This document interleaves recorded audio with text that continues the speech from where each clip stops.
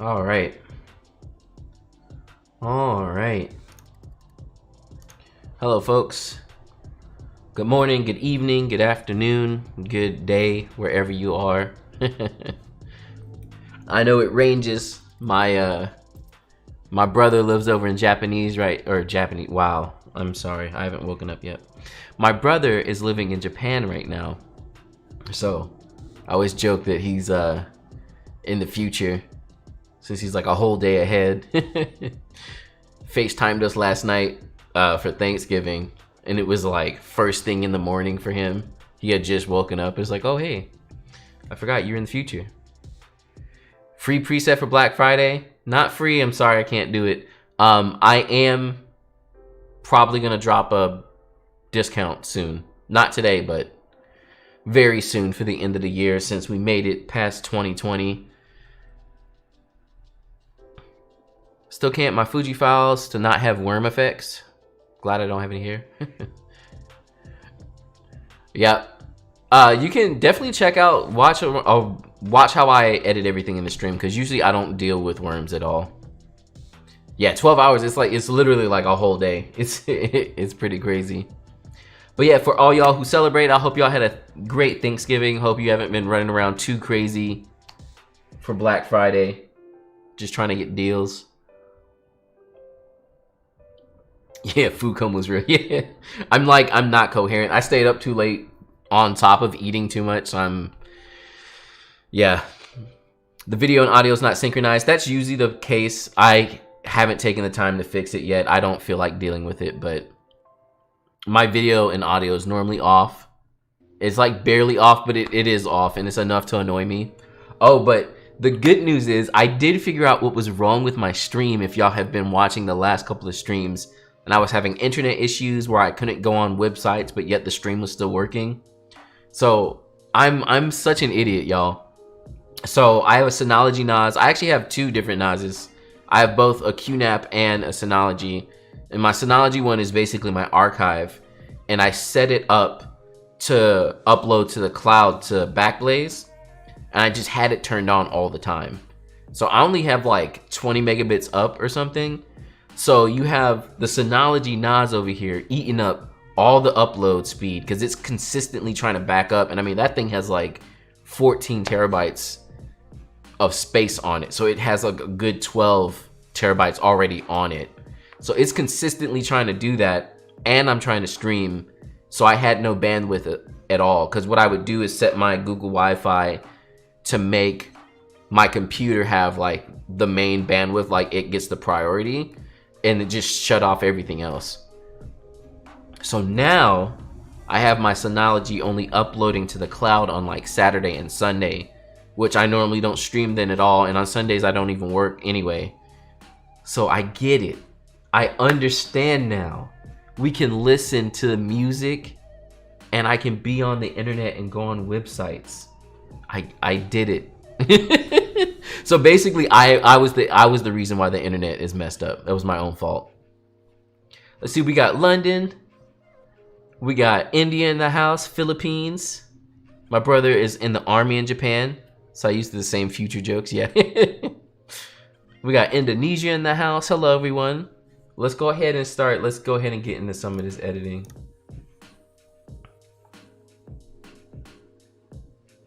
Let's go ahead and get in here. But yeah, I am so glad I figured out what my internet issue was. I figured it was me, but Germany in the house. Hello, welcome. So y'all saw me editing a little bit of this on my Mac Mini, but I need to actually edit it now for real. On the Mac Mini, I was just like editing it to see how the Mac Mini would hold up. But yeah, I need to edit it for real now. So let's go ahead and get into this. Sometimes I like to separate things by the lens so that I know everything is from the same scene, so the colors can be the same. Makes it quick and easy. Lighting for some of this stuff was rough because everything is backlit. So if y'all didn't catch this last time, this was my last wedding of the year. It was at a beach house. And it was just a small little thing. They basically did a celebration because they had already done their ceremony, since things have been kind of hard to actually schedule out this year. So yeah, these are all in the same scene, so I'm just gonna, yeah, like these. I'm just gonna sync the settings. Today is another one of those lovely days where we have sparse clouds, so I'm sorry about the lighting because it's gonna be all over the place, but you know, we deal with it. We got Thailand in the house, hello. My wife only got 1 can of cranberry sauce. Talking about it's just me and her. You're like, I can eat the whole can by myself. I need more cranberry.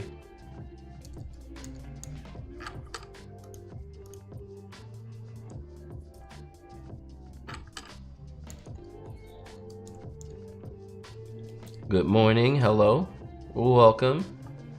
Welcome to the stream. We just in here getting our edit on, you know. The usual, the good old usual.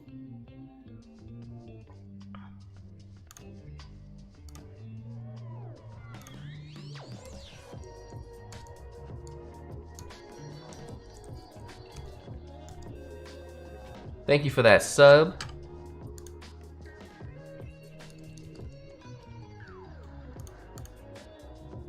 Is my music too? My music's probably too. Let's turn that down a little bit.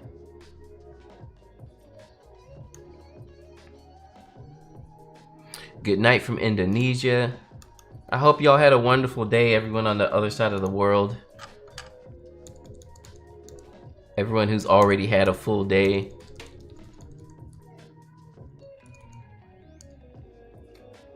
I'm European, but my flatmates and I decided to cook a full Thanksgiving meal for the four of us, and it was great. So stuffed though. Awesome. Yeah, it's a lot of food. Honestly, we talk about it a lot because my wife is half Chinese, and her mom's from Canada too. So we just talk about how like Americans, we're just so excessive all the time. It's so much food. Even the portion sizes are huge. So a lot of times we try our best to not eat such large portions. Look at that. One little cloud rolls through. There goes my exposure gone. Thanks, cloud. What I should do, and I just don't feel like doing it, is putting my ISO on auto at least. But the camera tends to like try and underexpose stuff. I wonder, let's do auto shutter speed at least. So we're gonna do auto shutter speed, and then we're gonna exposure compensate, which looks like it's not doing anything. It's not. I wonder why my exposure compensation is not doing anything. Probably because of how I have it set up.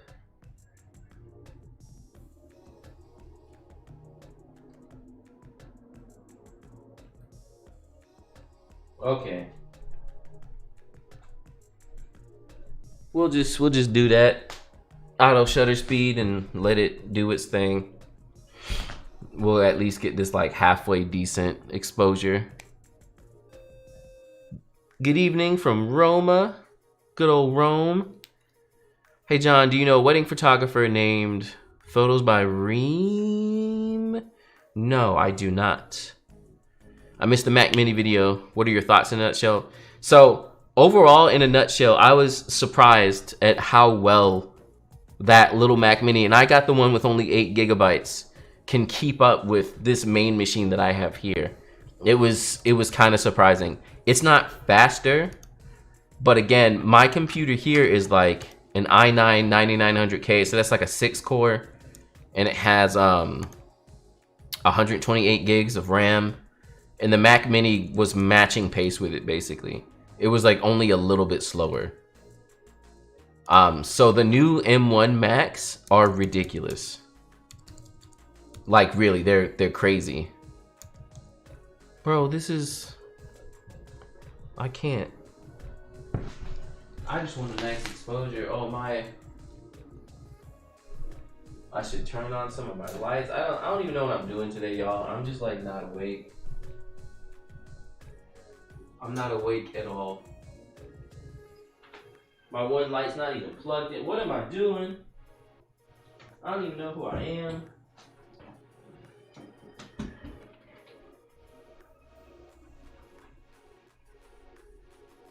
What I need to do, I need to set up a multiple cameras so y'all can see more what I'm doing.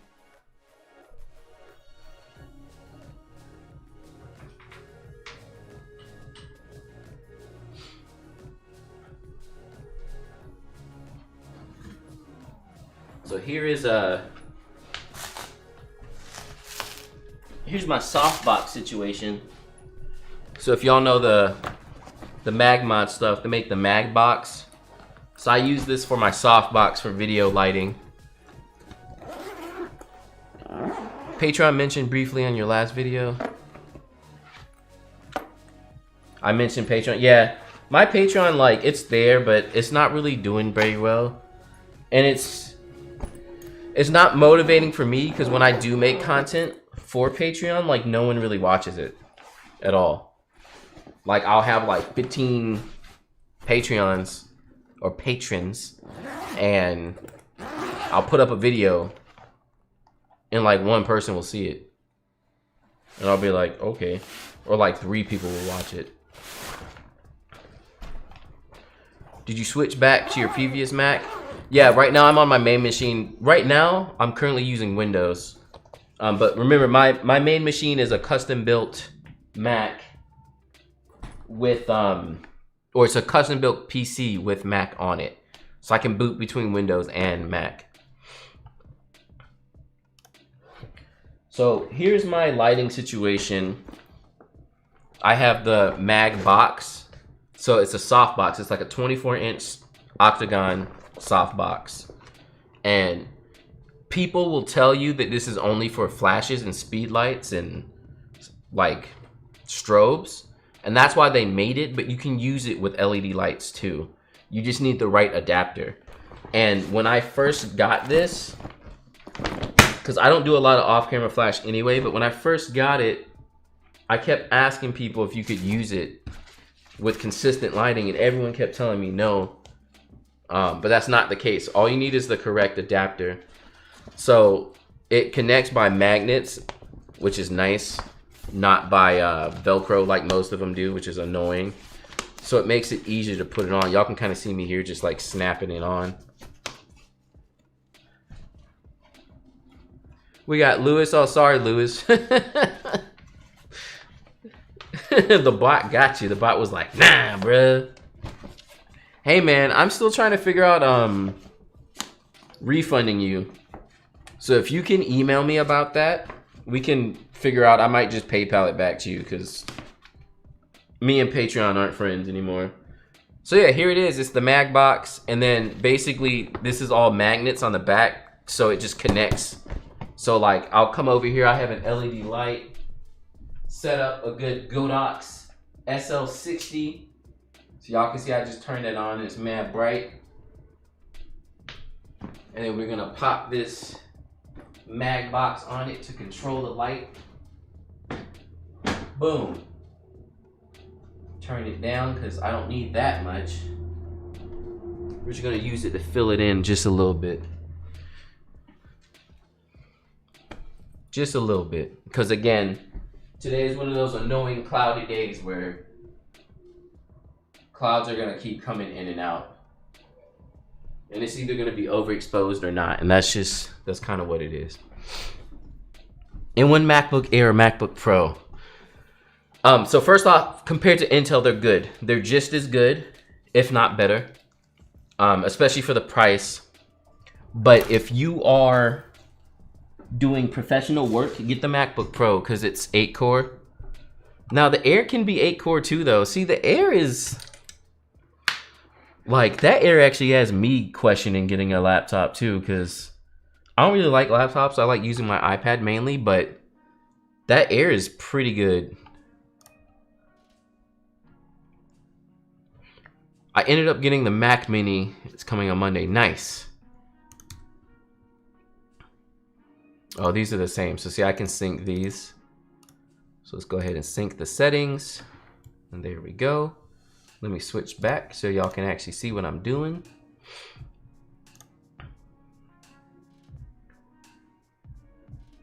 Let me switch this to stop. Yeah, to stop refreshing when the... Okay.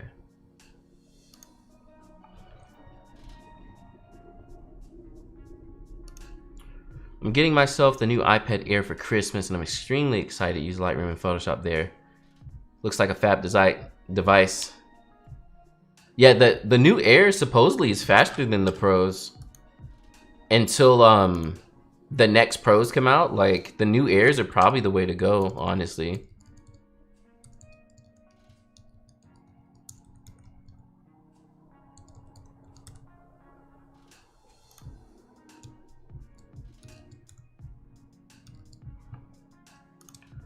Sync the settings. This is good old 50 f1. There's some more examples of its bokeh. Everyone's always hating on the 50.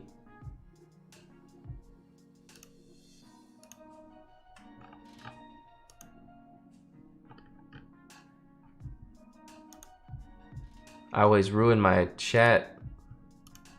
I had it working before. Hey John, I'm curious, do you ever batch your days up? And if so, what does it look like? I don't, and I need to. Because especially now that I split my time between making YouTube videos and also photo editing, I kind of batch, and I'm getting better at it, but I'm not good at it. Like what I really need to do is sit down for a day and just record videos. So record all the A-roll I need, and then have a different day for B-roll. But generally my days, and it's actually an interesting subject now that I'm not just a photographer. But I split my days between admin type work, so emails and stuff. And generally on Mondays is when I try and do the majority of that. To catch up just on emails and, you know, clients that are getting in touch with me and stuff. And then after that, I kind of decide on what is more important. So like right now, the reason I'm streaming is because I have this wedding and an engagement session that I need to go ahead and finish up. And I want to go ahead and get those done for the year so I can be done editing photos for now, because that's basically all I have for sessions. Why is this paused?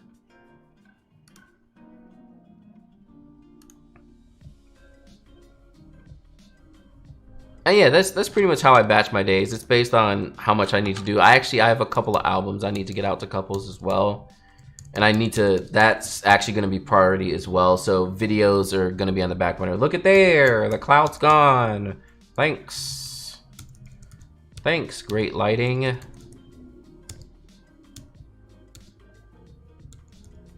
Well, oh, well, the shutter speed is, yeah. Auto shutter, thanks. Any advice on taking headshots, actors with natural light? You're definitely gonna want to get a reflector so that you can fill in any spaces. Because then you can do like a 2 lighting setup. You can have them backlit with the sun and then a reflector to fill the front. So that would be the biggest advice for me, is to get a reflector. I tend to not use them, but again, I see the fault in that because I can't really backlight at that point, and then so you don't get as much of a like dynamic lighting.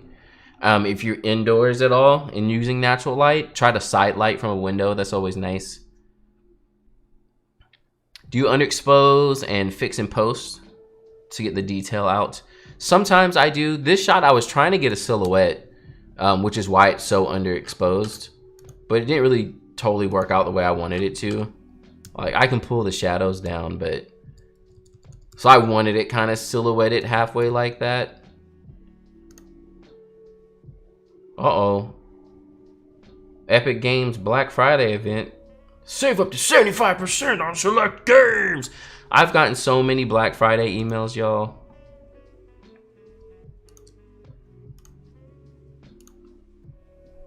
Hey John, are you using Fuji profiles as well as your natural fills preset pack. I am not. All the profiles on these are just the Adobe standard.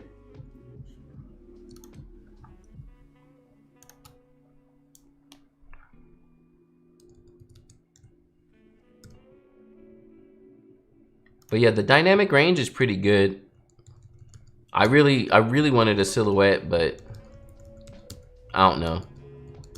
This shot looked so much cooler in my head when I first was like, oh, we should go take a picture over here. It's gonna be so cool. And I took it and I was like, womp. I was like, this isn't cool at all. I thought it was gonna be like the best shot ever. Do you use frequency separation? I do not. Now, if I were doing more like studio portrait style stuff, I would. But again, with wedding photography, it's more about the overall feeling of the photos, capturing the moment, and getting the product back to the couple quickly. I think those are all the important parts. So sitting around doing frequency separation on like every photo is just too much for wedding photography. Like, you would be editing for 50 years. There'd be no point to all that.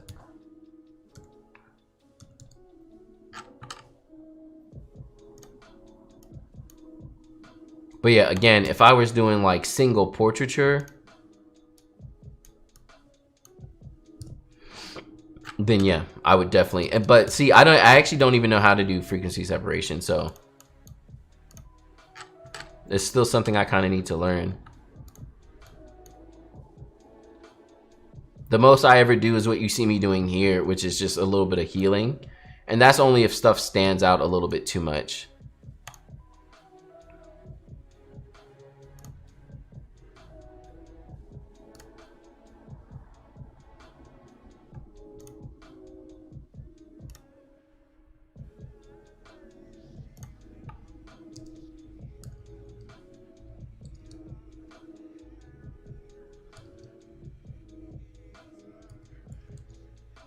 I think I missed the focus.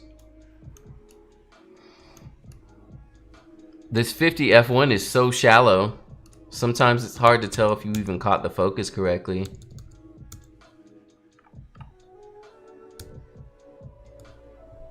But yeah, I've been using the 50 f1 almost religiously at this point. Like, I have not touched my 56 and I don't even know how long.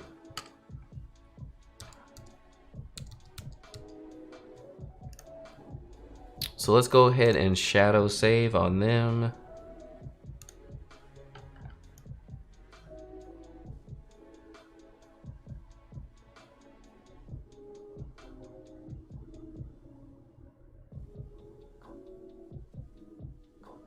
And this shadow save right here is a little too heavy, so I'm gonna go back and edit it. But sometimes I like to be drastic first, so that I can be like, okay, yeah, that's too much, and then adjust from there.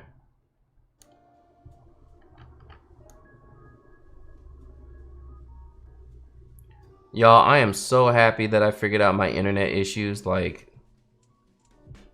in all seriousness.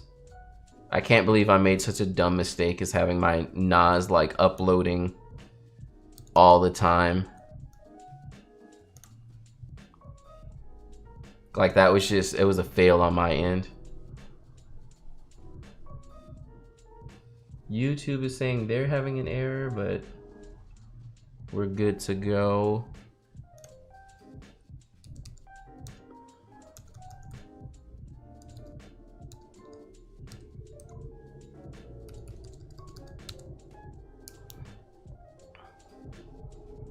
Have to get off. I'll come back to watch later. Cool, thanks for coming in for a second. Well, thanks for catching the stream and watching.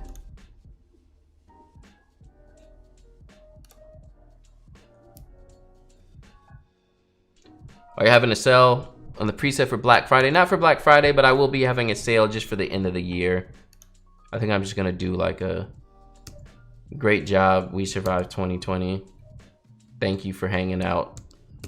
Preset sale. Maybe I'll go ahead and add my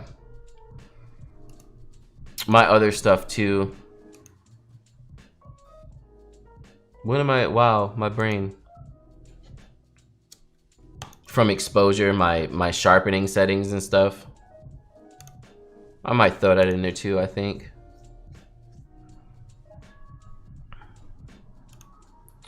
Okay, so I'm still not happy.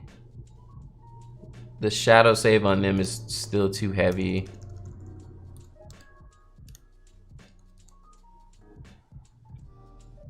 M1 MacBook Air or iPad Pro? They're about the same price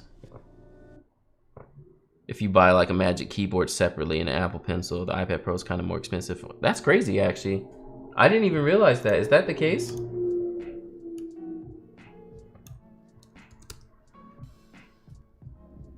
Four-day shopping event.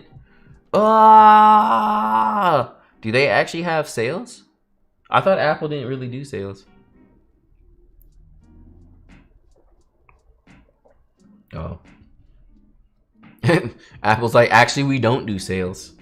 There seems to have been a problem. Okay, so Mac. So MacBook Air. Let's spec this out. Perfect. I want to go ahead and get the pack. I've been narrowing down the... Yeah, just wait a couple of days. I'm going to throw up a preset sale. So 8-core M1, I think is the only way to go. So let me spec this out like if I actually wanted to buy myself an Air. So we're already at 1250 with 8-core. Definitely get 16 gigs of RAM, so we're at 14. And throw 1 terabyte in there. I think that's a good setup. So about 1,700 bucks. Now if you want to do an iPad, let's do the Pro, which I don't know when the next Pros are rumored to come out, but the next Pros are going to be where it's at. So let's spec this out. Let's go ahead and we'll just go for the 12.9 inch, so it's about the same size, space gray. I have a 256 now, but I wish I had a 512. Wi-Fi only. I'm a personal fan of the Wi-Fi only because I have tethering on my phone, so to me it makes no sense to pay 2 phone plans essentially.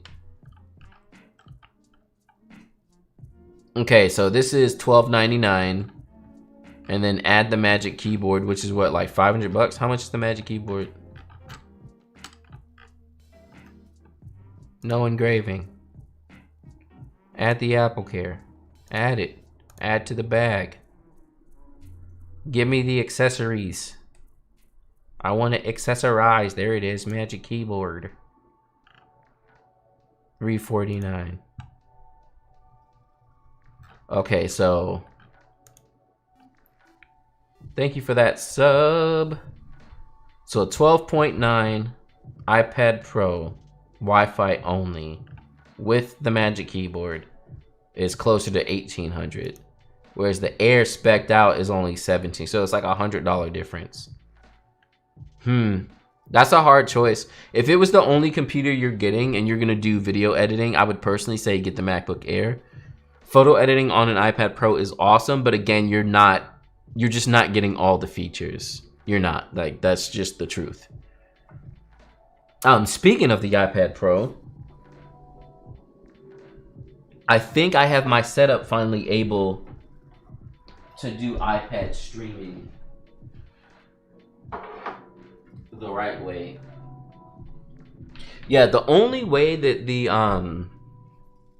iPad Pro is gonna make sense is, for me, I think it's better as a companion device. So if you have a desktop like a Mac Mini or an iMac or a Mac Pro, you have something like that, then an iPad makes sense because you need something to take with you when you go somewhere. Placing a laptop versus an iPad, I don't know, that's starting to get it's too close at that point. So here's my little adapter that I like to use on my iPad, which to me turns it into more of a computer. It's got an SD card, micro SD card, USB-C, USB-A. I got a little stand right here. It also gives me HDMI.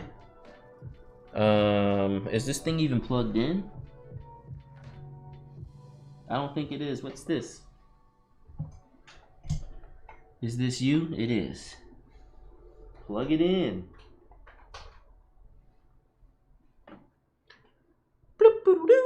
Yep. And then we go HDMI in.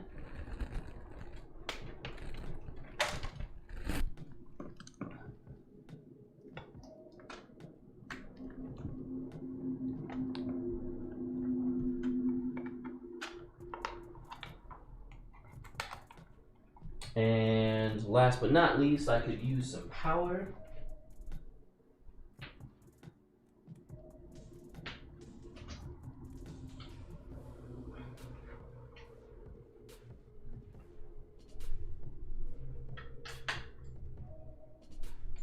So here's our power, and there.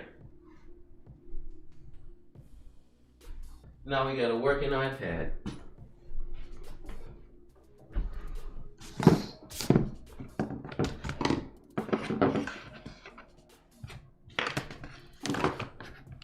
I got a keyboard and a magic mouse chilling right here.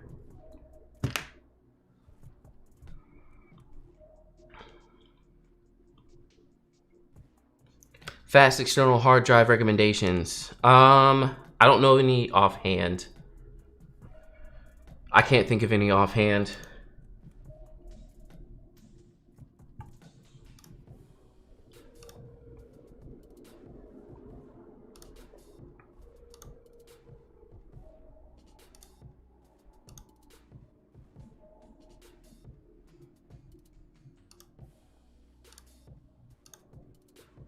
There we go.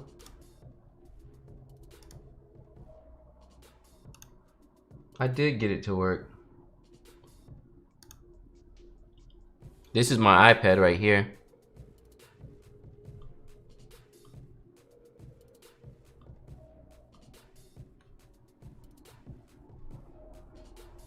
So what I can do then, if y'all watch some of my other videos on it, so we take all my 5 stars, we select them all and throw it into the all synced photos.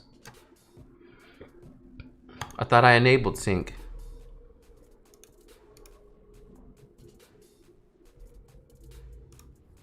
It is enabled, my dude. Why are you hating?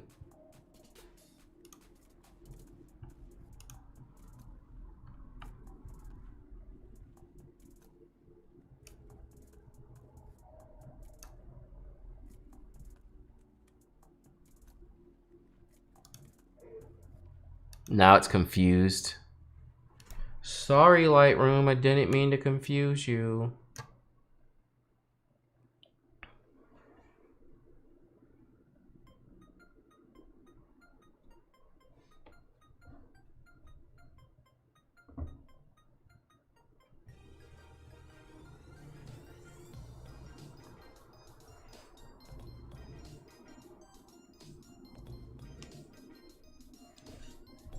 Then that stuff should start syncing over.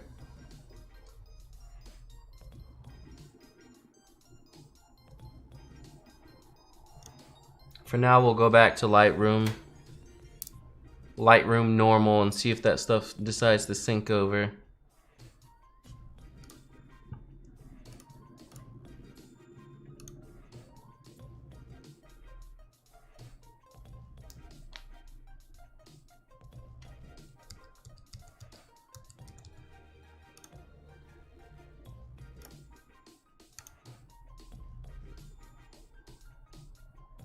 Y'all, I'm tired. I'm beat. I hate taking these top-down shots because I feel like I can't ever get anything straight.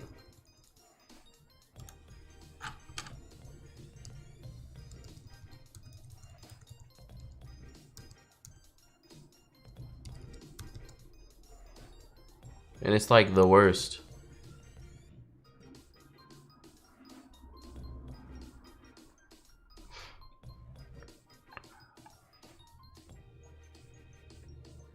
Here goes some wide shots I took.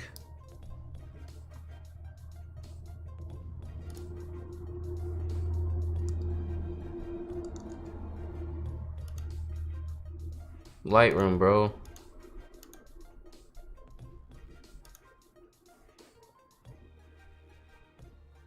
Lightroom.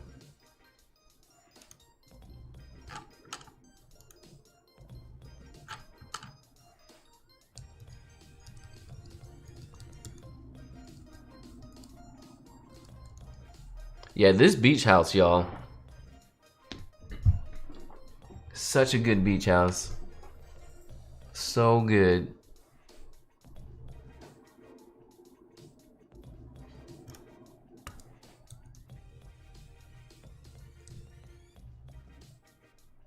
I think it's freaking out because it's trying to sync. Look how much syncing like slowed down Lightroom.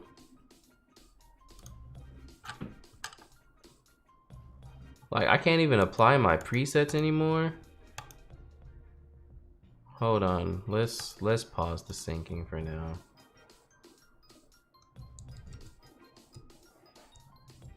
Can't even edit.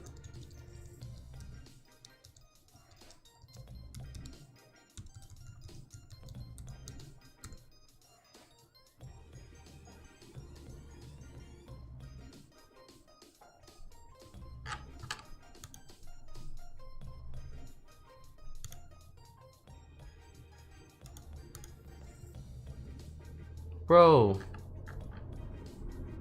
what happened? Lightroom is so slow right now.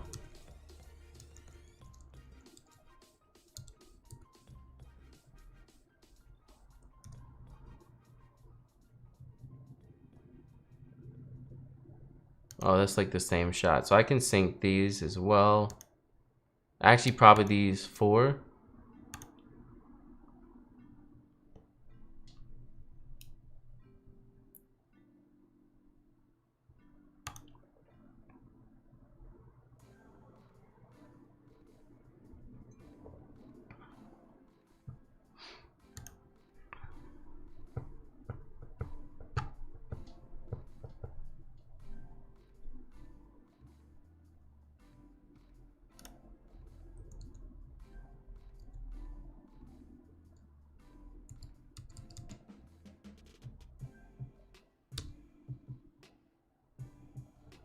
Okay, I'm about to turn off my iPad feed because I think that's half the issue.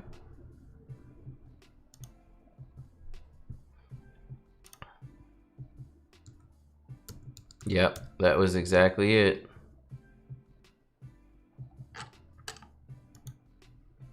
The moment I started using that iPad feed,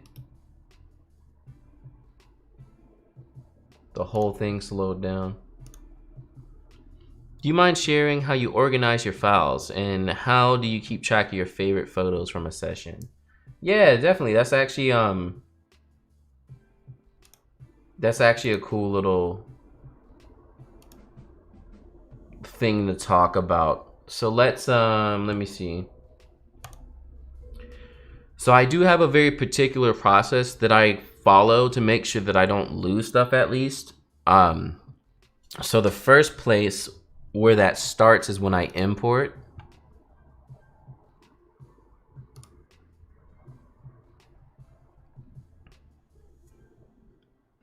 So here's an engagement session I did like 2 days ago or something. Yeah, not just on like the day before Thanksgiving. So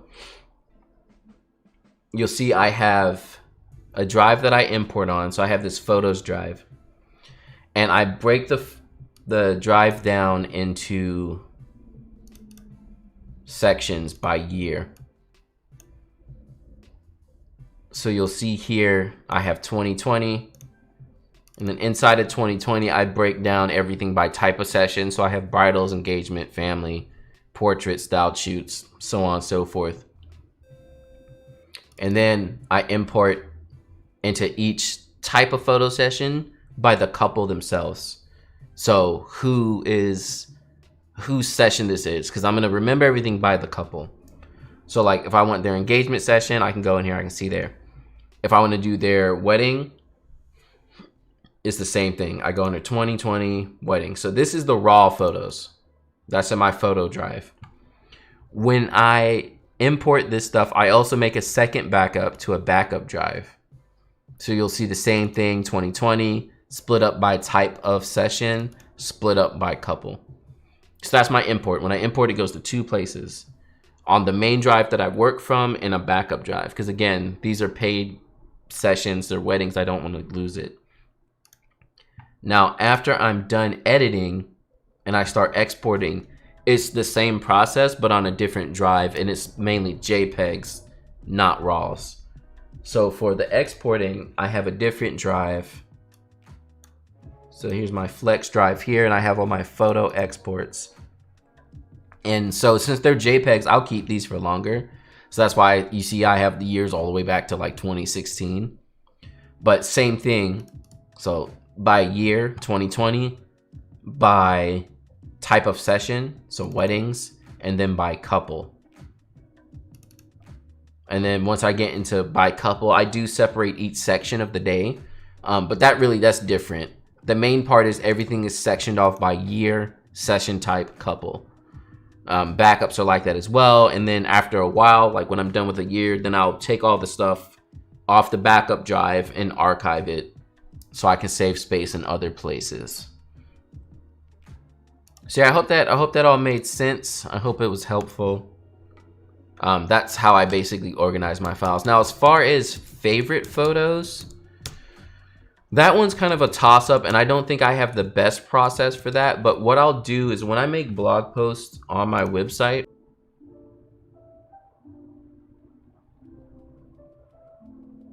all right, so I just made a setting and made a setting change. I wonder if this is YouTube, because OBS is fine and happy. Everybody's over here good. Okay. Dang, y'all really... Oh, no. Did y'all really miss the whole explanation of my photo? How I sort my photos? We missed it all? It didn't come through?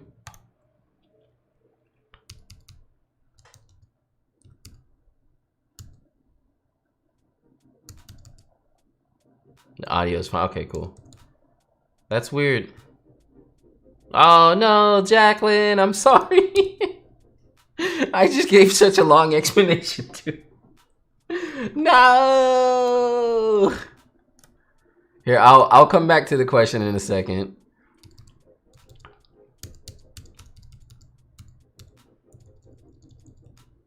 Dang, y'all. I don't even know what happened because OBS was fine. OBS is like, hey guys, I'm doing a thing. We're doing it.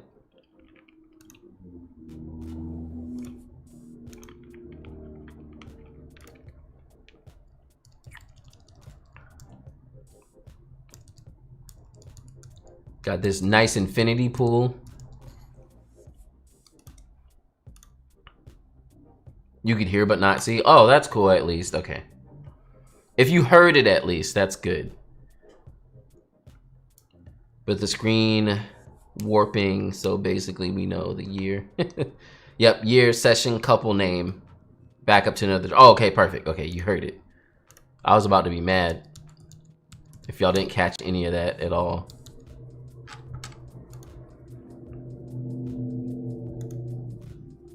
Appreciate it anyways. I love you can go back to the question. Something I'm struggling with. Yeah, basically what I was talking about was I separate everything by year, session type, couple. So like 2020 engagement, the couple's name. And that's how I'm able to find everything. And then I basically have 2 separate drives. One for all my JPEGs, so everything I actually export and deliver. And then another one for all of my RAW files. And the RAW files, I try not to keep those for too long. But yeah, I have that folder as well. And there's 2 backups of that. Hello, welcome to the stream. Okay, let's see.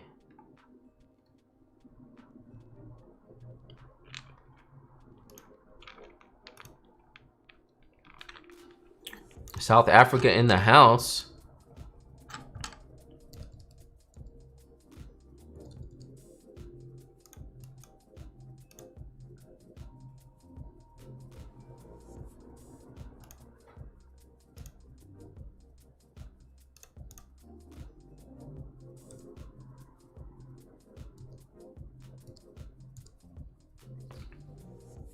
Why not just hold the RAW and ditch the JPEG? So the RAWs are big. And again, I like end off a wedding with like sometimes 5,000 to 7,000 photos. Like it's a lot of photos.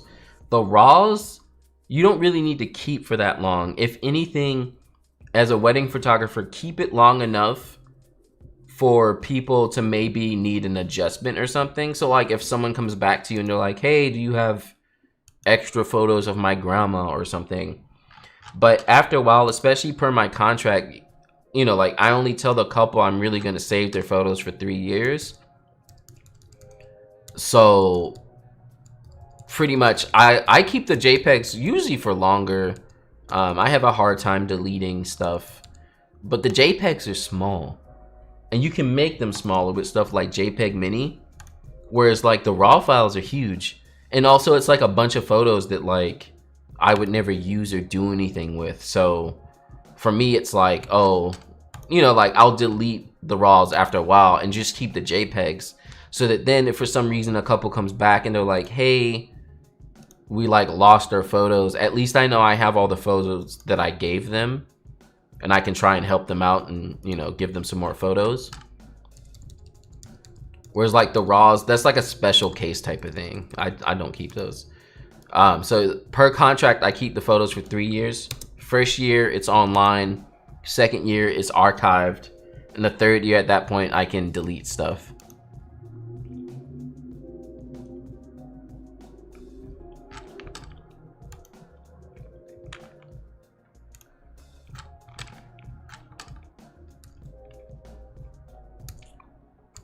This is your good old 50 f1 again.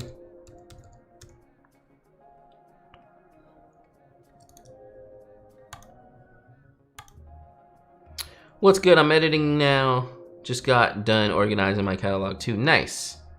Edits and chill. Everybody editing. Gotta finish this work for the year. Is this all done in Lightroom where you manage your folders? Yes, that is all Lightroom. And I enjoy the way that Lightroom does all of its cataloging and stuff like that. Wow. Did y'all see those color changes?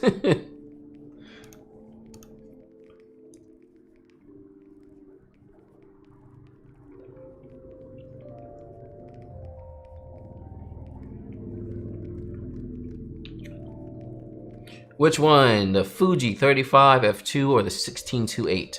Definitely the 35 f2. I have a 16-2.8 and I don't really like it. It's nice, but I don't know. There's room for improvement. There's just things I want from it, I feel like, that I'm not getting. Whereas like when I used the 16-1.4, I was like in love. I just wish it wasn't so big. I love the small Fuji lenses. What's up? Can you talk about your ability to close your contracts with clients? So you mean like the process of booking?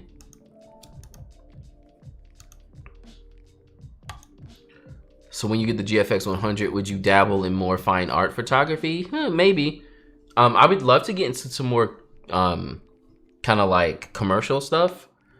Because again, I would need a way to make up for the price of the GFX 100 because that thing is pricey.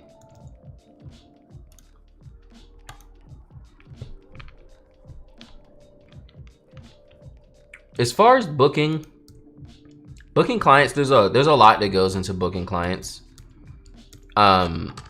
I would say one of the main things in my opinion is just how you present yourself. Again, that's kind of like the main point.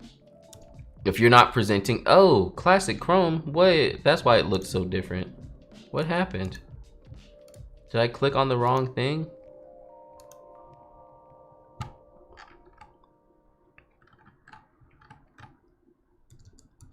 But yeah, I wouldn't say that there's a particular process for booking. It's more so about how you present yourself. Because really at the end of the day, when someone wants to spend money with you, the video stopped again? Yo, this must be YouTube. Yeah, this has to be YouTube because this time I'm fine. My internet is good this time. It ain't me. Oh no, YouTube. How? How?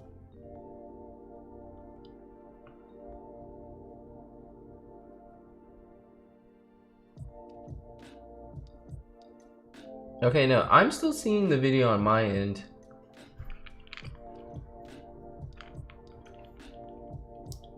Gotta book more clients. Yeah, I mean, it's definitely hard, but the main thing is presenting yourself in the right light for what people want.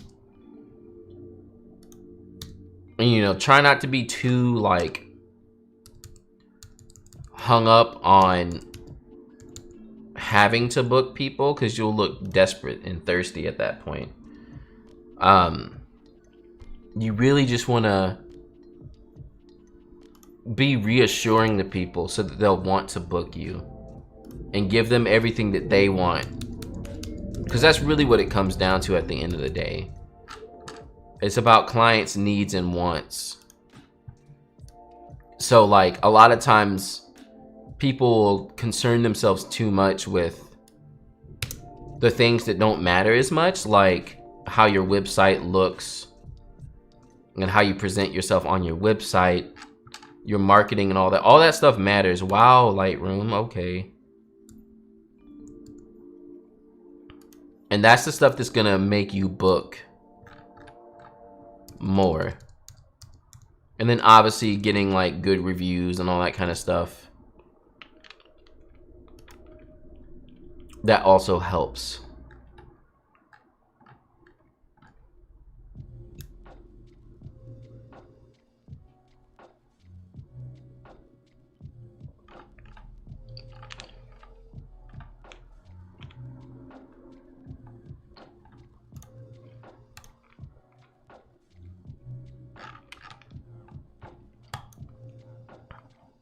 Yeah, unfortunately, I'm at a place now where I'm actually trying not to book.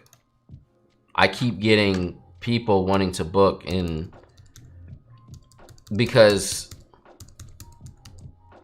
everything's kicking back up again, people are starting to reschedule, and I don't have dates for people to reschedule anymore. And yeah, it's just becoming an issue. Is this an actual light? It's like the one single light.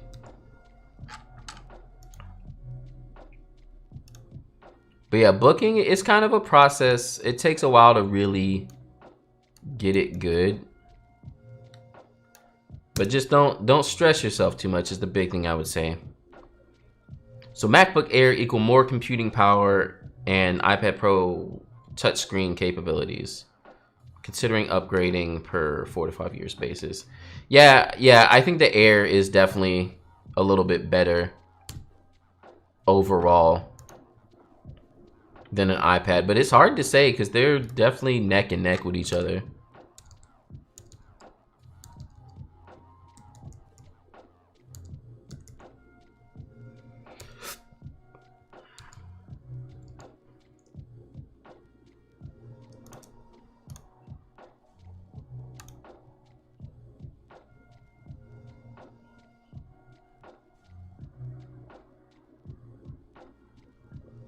Do you have your own desktop that you created? Yes.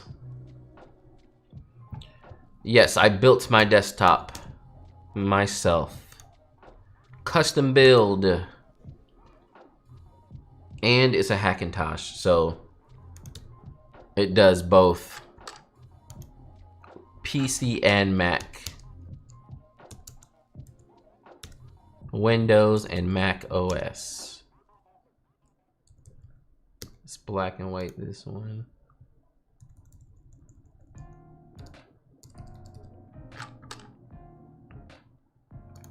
What's up? Greetings from VA. Hello, hello. Welcome to the stream. Thanks for hanging out.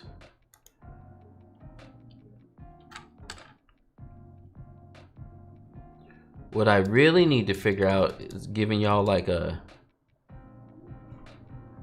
mobile view. I don't feel like setting that up right now though. I want to be able to hook up like one of my other cameras so I can like show y'all stuff. I don't even, do I have a USB-C chilling somewhere?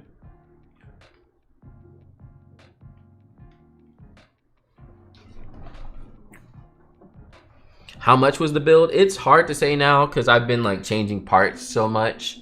But it's pretty pricey. I want to say I didn't pay it all at once, but it's definitely like $3,000 probably. So it has an i9 9900K in it. So that's a 6-core processor. It has 128 gigs of RAM. Actually, how do you get to the Windows? How do you see your system?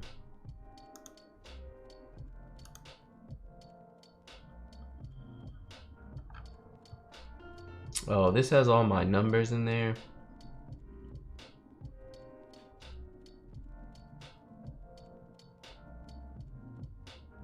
But yeah, 128 gigs of RAM, i9 9900K. I have a Radeon 7 graphics card in it, which those run about $700 to $800 ish. The exposure presets, I might go ahead and just throw those up there because I know that they work. I just want to make sure. I don't know what versions can't use presets, so I just need to make sure that process looks fine. And I'll put them up there. And for anyone not familiar, the exposure presets are basically my sharpening and grain. So instead of sharpening in Lightroom, I sharpen inside of exposure.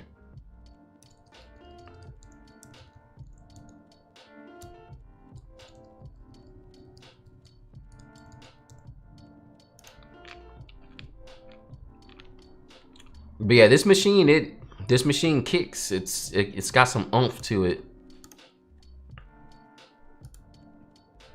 That's why, again, when I was using that Mac Mini with programs that aren't even optimized for the M1 chip yet, and it was like basically keeping up with this machine.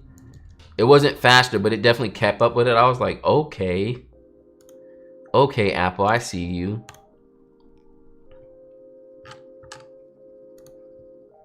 I don't like that shot. It didn't work for me. I thought it would be so cool looking, and then I shot it, and I was like, okay. Usually, how much photos will you give your customer? I quote them an average of 650. But I usually give more than that. It ranges around like 700 to 800 or 1,000, but it depends on the wedding itself. Yo, why is this thing having such a hard time finding my face?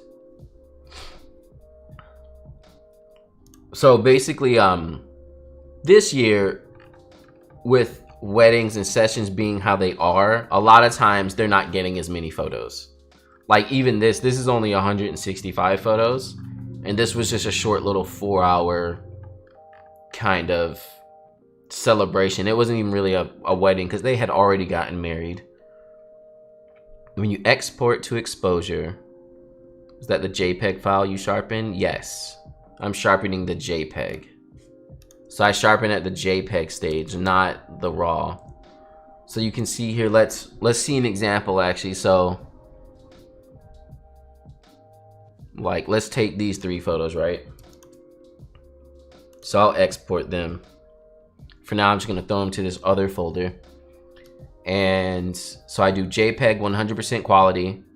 And if you didn't see before, if you look at develop, my sharpening is turned all the way down, so no sharpening. There is some noise reduction, and effects and stuff, grain, all that's turned down, so I have all that off. So that's the one thing I do different from my natural fills preset. The natural fills preset is made to be for Lightroom only, so I did do some sharpening in that. But the color tones and everything are the same. So no sharpening, no nothing. Export JPEG. Thank you for that sub. So JPEG 100% quality. Oops. I don't resize the fit. And the PPI is 300. So this is how I deliver photos. Screen sharpening is low. And then I'm gonna have it open in exposure.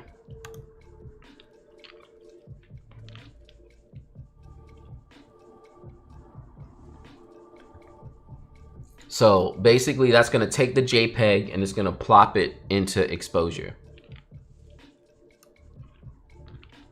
So here's exposure now. And we have those full size JPEGs inside of exposure. And so I have 3 different presets I made. So I have sharpening and grain. I have sharpening and grain high ISO because obviously at a high ISO, your camera's already adding grain to it. So you don't want to add too much extra.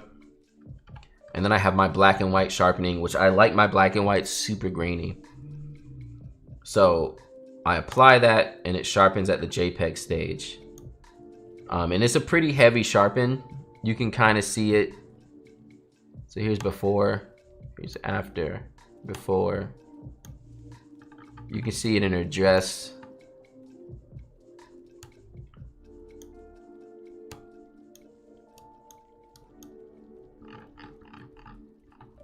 And then if I have a large amount of photos, what I normally do is I go in and I select every one. But when it's a small amount, I'll do it like one at a time. So here's a black and white. So here's my black and white grain. You see the grain is super heavy, super grainy. Because of that, the sharpening is a little bit heavier to make it still look sharp so the grain doesn't take away from the sharpness. And then here's my normal sharpening again. That's usually how I deal with my photos. How do you price your micro weddings? And what quantifies a micro wedding for you? For me, if you're doing only like 4 hours, it's a micro wedding at that point. I basically, so one thing I started doing differently, which is a recent change, is I stopped taking weddings that are 6 hours, and I'm only doing 8-hour weddings, just because that makes the day more comfortable for me. It's easier to price. It makes more sense for the couples. So micro weddings sit within the same range of like how I charge for hours, and that's basically it. It's just straight up, here are the hours, this is what you're getting, micro wedding. And that's it. That's really the only difference.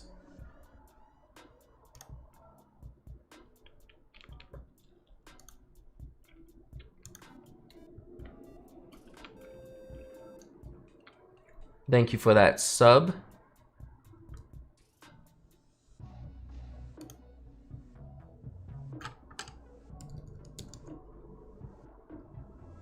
And are you delivering with the intent that they print or deliver them to view digitally more? So one thing I need to get better at is I deliver with them the intent of printing, but I let them kind of handle that on their own. So because of that, I don't make as many print sales as I probably could. So that's one thing I could get better at. It's setting myself up for receiving more print sales. But I do export with the intent of them being able to print.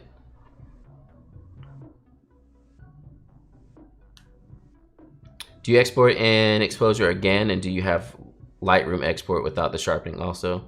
Yeah, so Lightroom does have screen sharpening, just a tiny bit of screen sharpening. And then once I go into exposure, when I save it, that saves on the photo again. So that's like a second export, basically.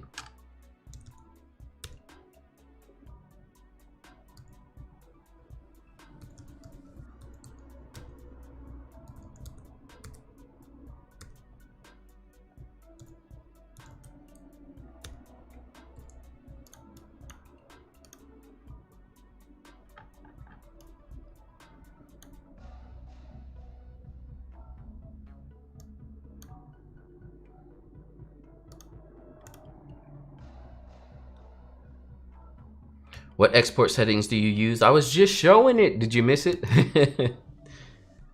To get this right, you shoot in RAW, edit in RAW, export to your clients in JPEG. Correct.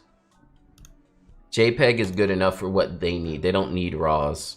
Also, technically, a RAW isn't even like a finished photo. A RAW is just the digital information that the computer can use. Like, to export it to your clients, you have to make it a JPEG. There's no other option. That's how it works.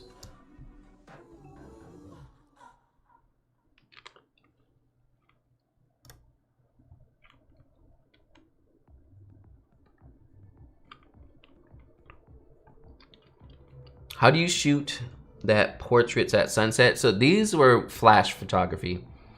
Because that's the only way you can get the sunset to show up in the back like that. So you expose for the background, which usually leaves your people too dark. And then, yeah, I just flashed. So for the flash, I use my mag sphere. And yeah, I was close enough to them that it fills the space. Do I have my, right here, I guess.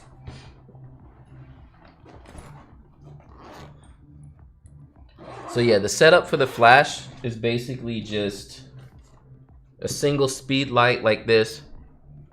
I have it on my camera, and then I put a mag sphere on top of that, like this.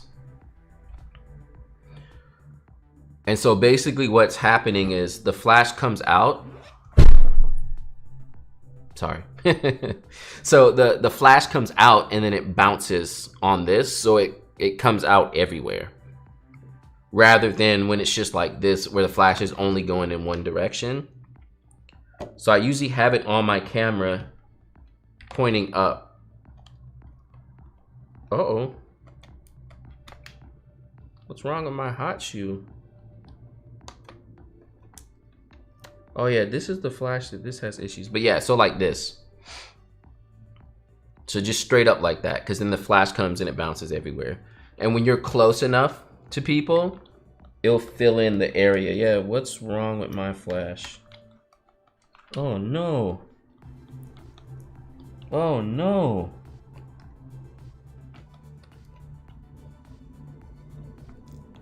Y'all, this thing is like stuck on here and it's not even tightened. It's like the flash was bent or something. Well, that's great. I'll deal with that later. Do you use a outside camera flash or like off camera? No, I do not. I generally don't. I'll do it sometimes, but I usually don't. Use your flash on manual or ETTL. I use it on manual. I generally will not use TTL. Cause sometimes it just like, it does what it wants to do and sometimes it's just wrong. Also too, a lot of times when you're doing TTL, it takes so long for the camera to figure out what it wants to do.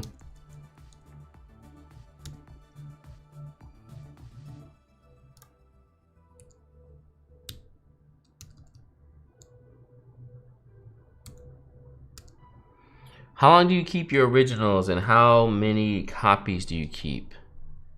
Also, are they all in one Lightroom catalog? So yes, I do have one Lightroom catalog. It just makes it easier. It also makes it easier to sync to my iPad with just having one catalog. If I had multiple catalogs, then it becomes this whole thing where if I want to sync it to my iPad to be able to edit it while I'm on the road, it's just so annoying. So one catalog. I usually keep the RAWs for maybe like a year or two, just long enough to know that the couple are happy with their photos and they're not gonna ask for like any more photos or anything. After a year or two, I delete them. And then the JPEGs, I pretty much just keep forever at this point because they're so small. JPEGs I'll keep for myself and just anything like that. So this shot was taken with the X-T4. I had it on a tripod and had it set to continuous shooting. So continuous interval shooting. So it's just taking photos. I might black and white this.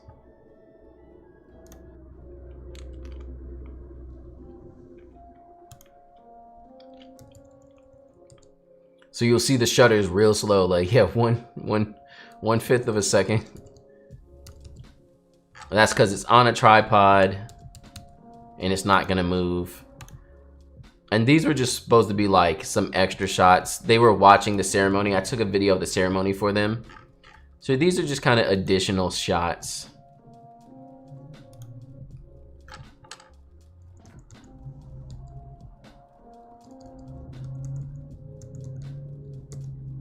Oh, you know what it is? I think it's yellow that's bothering me.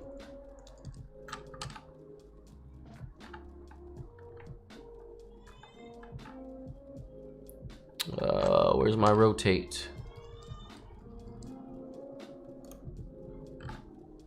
Have you thought about doing a 100K sub Zoom live stream?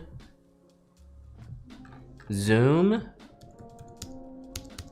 So I wanted to do something for 50K. I'm already at 60K at this point, but I wanted to do a live stream, like a live photo shoot stream. But that never happened. I didn't really plan it well, and I don't know, it's just a lot. So that has not happened yet. But I do want to do that. I've been wanting to do it for a while now. For 100K, I don't know what I'm gonna do. But I do appreciate that you're already over here talking about 100K. Because for me, I'm barely at 60, so I don't see 100 anytime soon, but I guess it is coming up. I probably should go ahead and start planning it. John be giving us all the tips and tricks we don't deserve. You're welcome, folks. I hope you enjoy it. I've been doing wedding video for 10 years, getting into photo now, and loving your content. Awesome. How does syncing to iPad work? You're paying for Adobe storage the size of your catalog. Pretty much. I mean, they give you like a terabyte. You can see here, like, yeah, I'm only using 38 gigs. A lot of times when you sync, you can set it on your iPad to only do smart preview, so it's really not syncing that much.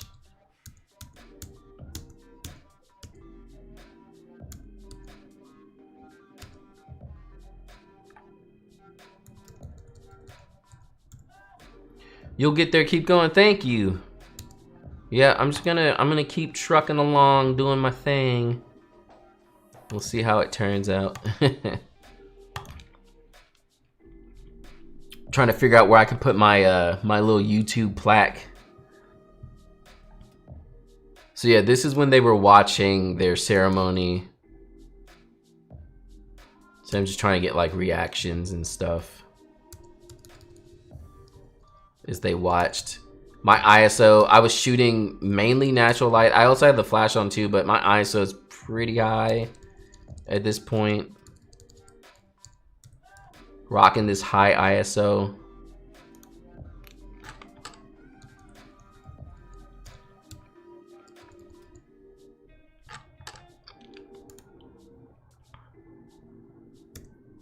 So when you say 100K sub zoom, is that just like a zoom for all the people who are subbed, or? What I should start doing is like live streams to be like, hey, let's hit the subscriber goal. I can get in my Twitch zone. Have a subscriber goal.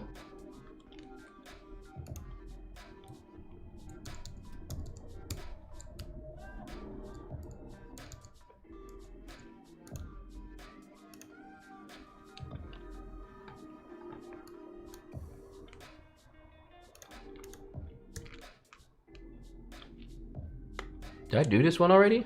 I did, didn't I? Yep, pretty much, yeah.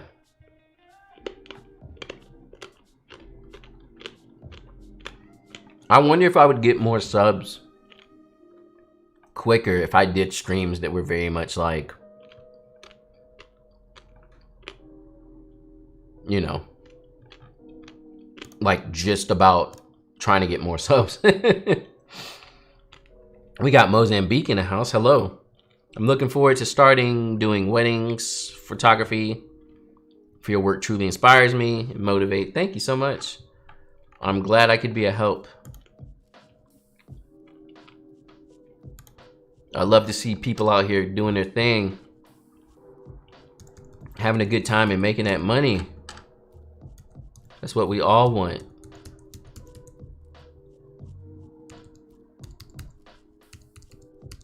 This again was the XT4 on a tripod.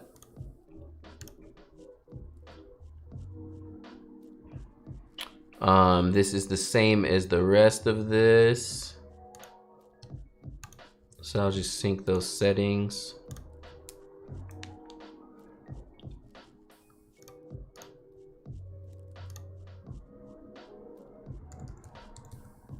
But yeah, the micro weddings have been interesting too, because again, they're not just micro weddings. A lot of times they're a micro wedding because of our current situation.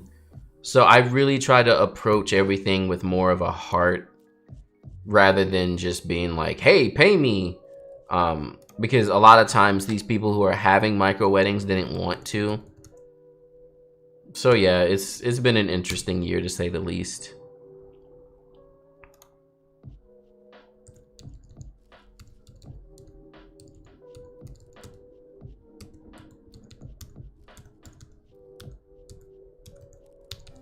You know what it is? It's the color of these walls, man.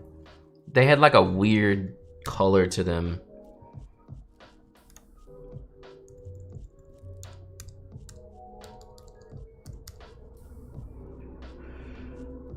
What's the status of your Hackintosh?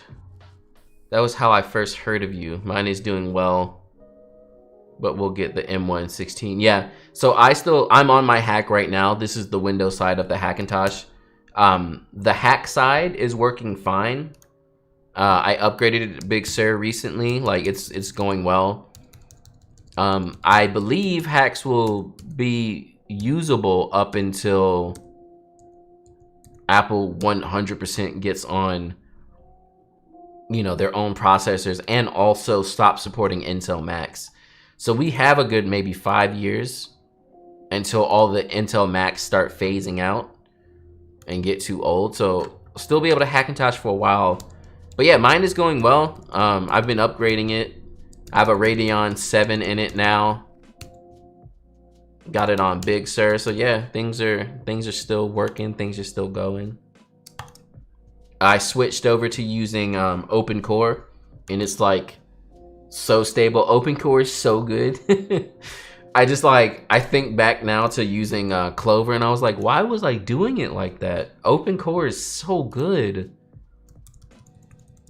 When you have Open Core, you can basically just update like the operating system like a normal Mac.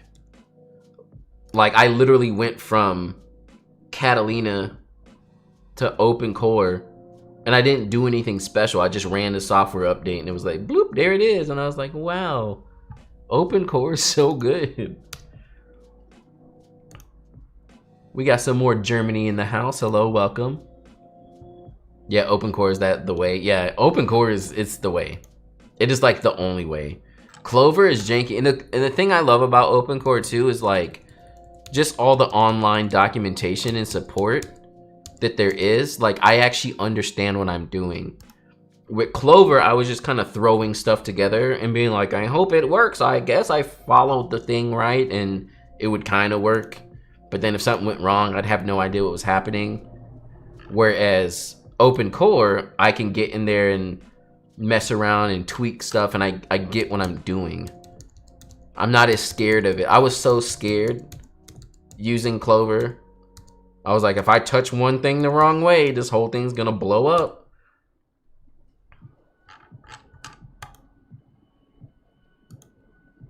Whereas Open Core, it's like, okay, cool. I know I just have to do this, and if I mess it up, I have my, you know, my config plist chilling and saved. So much better. Hi from Mexico. Thank you very much for everything you teach us. You're welcome. Thank you so much for hanging out. That is why I was asking about your status. Yeah, I'm doing well. My hack is awesome. I love it. I'm waiting to see what Apple does with their silicon and like more professional grade desktops. Like, I want to see a Mac Pro.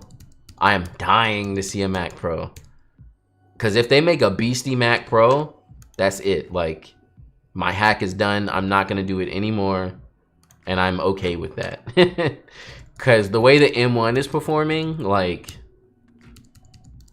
yeah, it's good. Oh, I get to catch one of these lives. Yeah. Hope you had a great Thanksgiving. Same to you. I hope everyone had a good Thanksgiving. And if you don't celebrate, I hope you had a great day.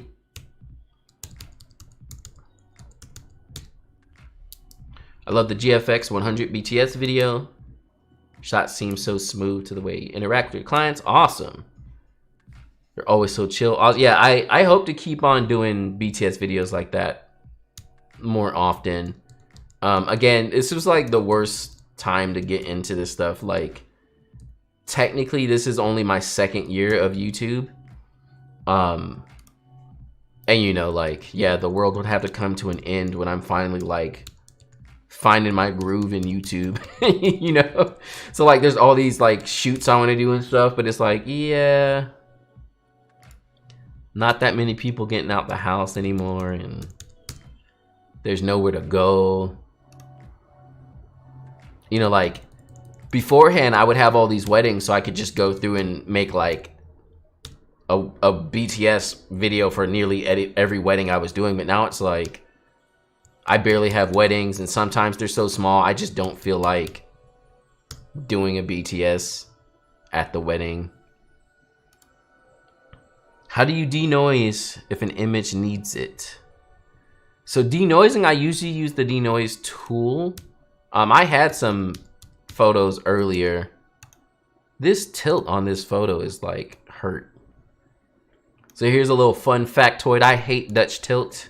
I hate it with a passion. I used to do it when I started, and I just feel like it's, I don't know, I just don't like it. Oh, here we go. So this photo is 1250 ISO, so it's pretty rough. So normally what I would do, so I would edit it like normally. So here's my edit. And then, yo, why is my thing freaking out so much? Yeah, I found that turning up the detail helps, and I'll just turn up the luminance some. And like, that's pretty good. Mind you, there's no sharpening here. And Fuji's grain looks pretty decent. Like, I don't mind the way its grain looks. Like, its digital noise is not so bad. So I can sync these settings across all of these. Give me one moment. It's mad hot. About to turn on this air.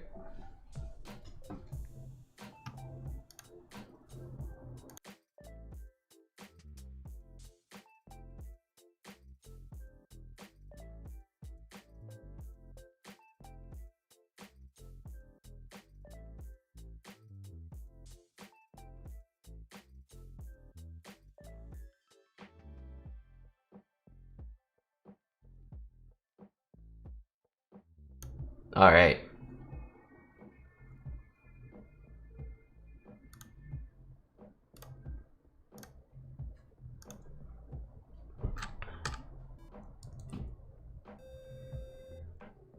Thank you for that sub.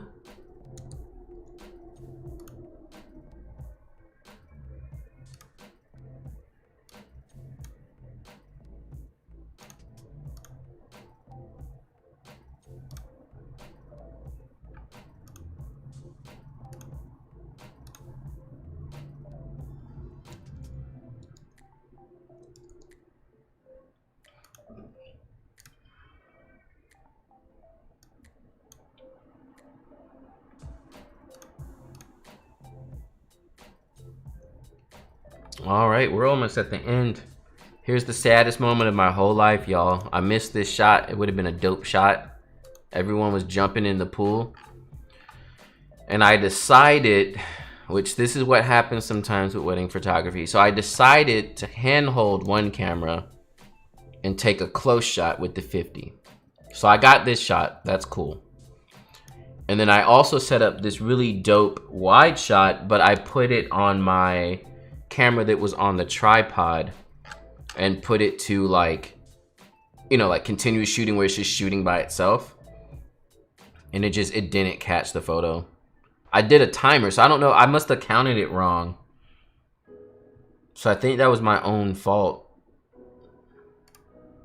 I'm mad. Because this would have been the shot, you would have been able to see like everyone. But yeah, I missed it. Yeah, it would have been dope. And that happens sometimes, you know. You miss stuff sometimes, it happens.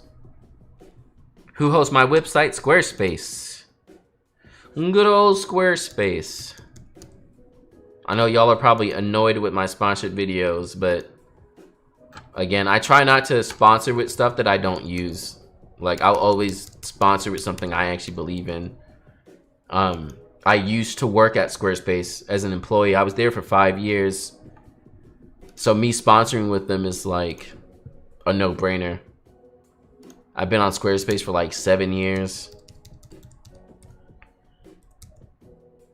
Which package do I use? So technically, I do have a free website because I used to be an employee.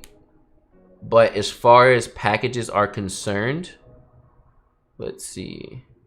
Where's the prices? Products. Where do you sign up? I don't even know the website no more.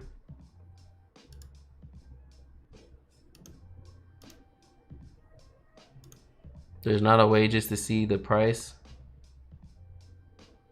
No. Overview maybe?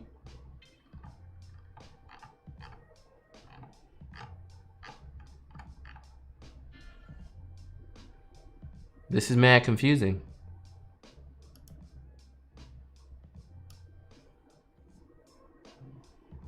Just Google Squarespace pricing. Yeah, see, that's the smart way to do it. I'm not smart, y'all.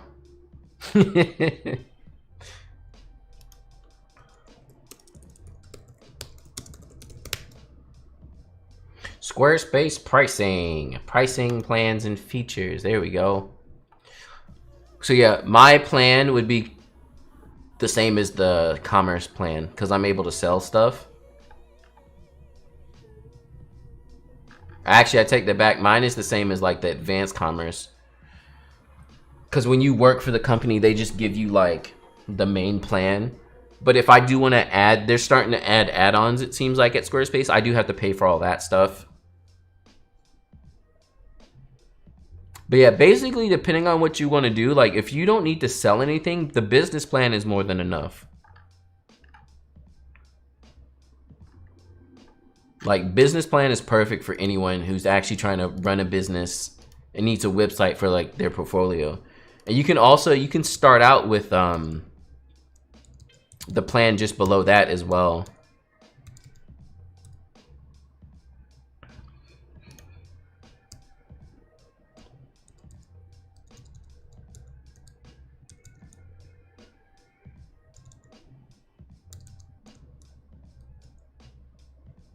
And his email Google. They do offer an email address, but yeah, my email is directly through Google.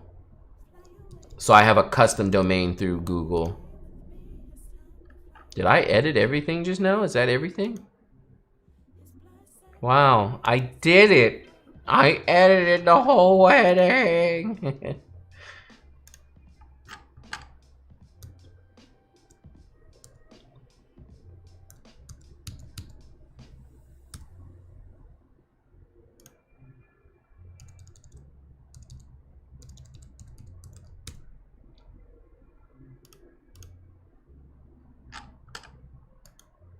Do you have any camera bag recommendations? You sold me on the Moneymaker, so that's on the way. Nice, but I still need a new bag. So for bag, so just again, and this is the biggest thing I have to say to everyone here on the channel. Like, I'm a very positive no stress type of person. When I like a product, when I really like a product, I'm pretty biased. So I just wanna put that out there. I'm never out here just trying to like sell y'all on stuff, but I just love the products I use. And because of that, I'm super biased. That's just what it is. So Hold Fast Gear and all their stuff, I love all their stuff. I love their bags. I love everything. I actually, funny enough, I used to not even like leather. Like, I just wasn't a leather person. But after getting into Hold Fast stuff, like, I really enjoy leather now. So I like their bags. They have a sale going on right now. Honestly, I might buy something myself. Cool. I just edited everything. Hooray! Everyone cheer in the chat. Let's export. And then I'll talk about those bags. So I'm just gonna export everything into a folder called Wedding Day. Normally I don't do that, but with these micro weddings, it's just so small, I may as well just edit it like that. So JPEG 100%, sRGB, resize no, resolution 300 ppi, sharper for screen, low, and then open and exposure. Go. All right, so bags.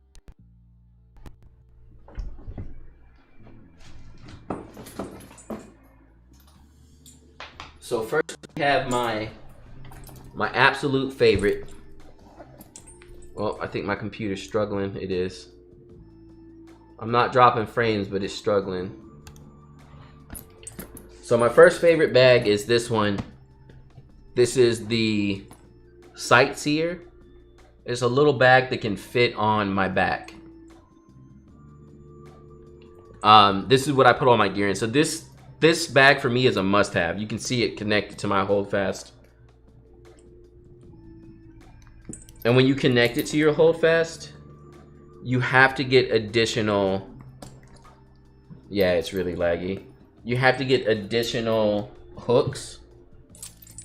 So these extra hooks. Maybe I won't export. Yeah, let's not export while we stream. Stop. Stop.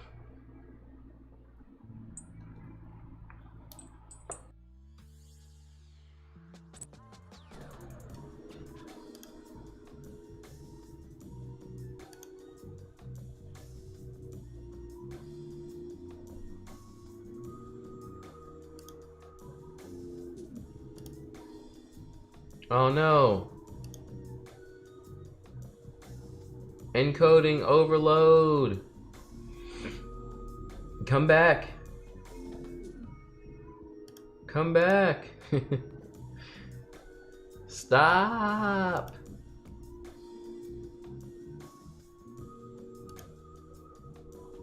I'm still getting an encoding overload. What did I do to my settings that's making it?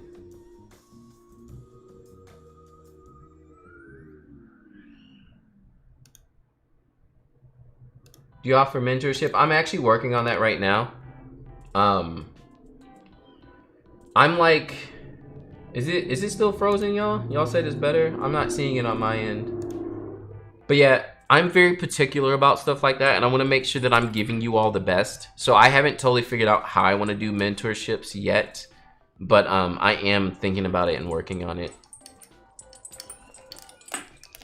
So back to bags. So this little pouch, I love this thing. I actually might get one that's a little bit bigger, but this is just the Hold Fast pouch. It's nice for fitting lenses in. Normally I'll throw my wide lens in there or something. So I have a 23 in there right now. If you use Fuji and you use all the small lenses, this little pouch is amazing. I want to say your wedding BTS is really helpful. Absolute legend. Thank you so much. So yeah, that first bag I was showing when it lagged out is this Sightseer. So to me, this is like a must-have bag. It has a pouch here on the back, which I'll put like batteries and stuff in there. And then it has the main zip, which is sectioned off into 3 little sections.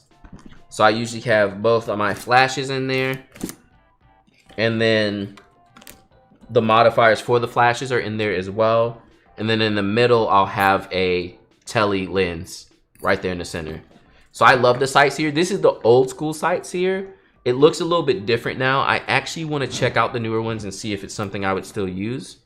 Because they look like they have a little bit more space. And then the second holdfast bag I have is the Romographer. That's their expensive one. This one's like, I don't know, like 700 bucks or something.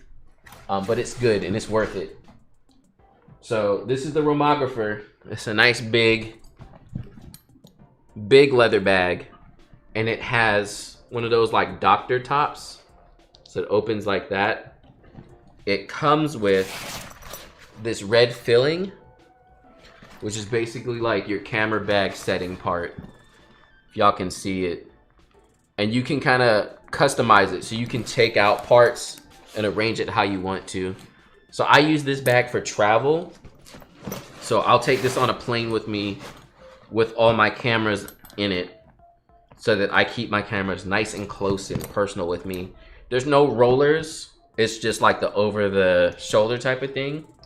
But it's good. I like it. Sometimes I bring it with me to weddings, but I generally don't like having an extra bag. They have a smaller version of it, which is what I actually kind of want to get. Let's go look at their website.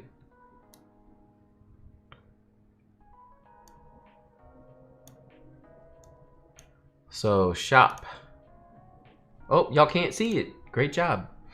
So here's their website. I've been trying to order Sightseer for like 7 months. They only had once in stock. Wow. That's crazy. I know the stocks be low sometimes. So here's the pouch, and I probably need the medium pouch. Cause my when I had the 23 f1.4 and the 16 f1.4, it couldn't fit in the small pouch. Yeah, here's the Romographer. I really want to get the small one. Cause I'd like to have a bag that's like a daily carry around that I can put like a laptop or my iPad in and maybe like a camera.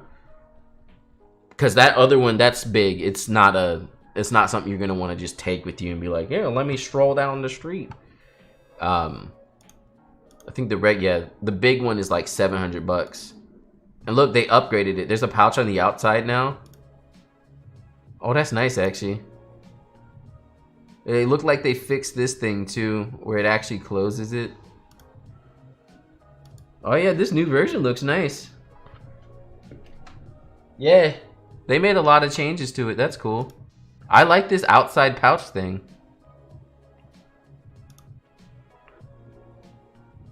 But yeah, I have all kinds of holdfast stuff, like this strap.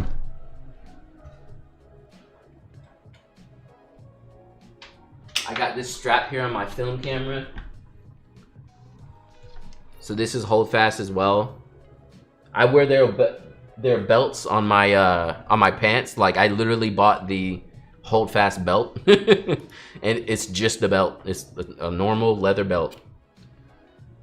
But yeah, it's nice. Good stuff. Here's my I got a roll of film in here that I need to finish up at some point. Some point soon. They got a duffel bag. It's like $1,000. I don't know what the difference is. It looks like they made the duffel bag and they liked it so much that they took some of the feature from it and moved it over to the Romographer. I don't know what the inside looks like though. Oh, it's just it's literally a duffel bag. Huh. But yeah, I am an ambassador for Holdfast, but like I said again, I was using them for years. It's funny because now that I'm doing YouTube, I keep becoming ambassadors to like different brands and camera brands and stuff like that.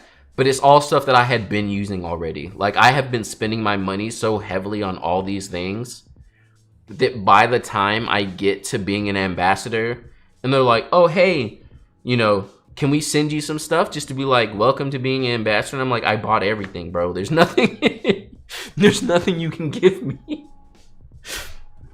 It's actually the worst. So like that's why I have 2 hold fast money makers, because I had one already and they were like, let's send you a newer one so you can see the new features of the new one or whatever. Same with Fujifilm. I became an ambassador and they're like, yeah, tell us what cameras you have, and I'm like, everything nearly, and like 7 lenses. Oh wow, I love those bags. That huge one is goals. I'd also like to have one carry with my 13. Yeah, I really want to get that small one. I just copped the moneymaker back in September. I don't know why I waited so long to try one out. Yeah, once you get a moneymaker, you literally cannot shoot weddings without it. Like, I left mine somewhere once by accident, and it was like a tragedy. I was like, oh, I can't, how am I supposed to shoot the wedding? Even just the pouch, like, it's such a system now that if I don't have it, it like ruins my whole day.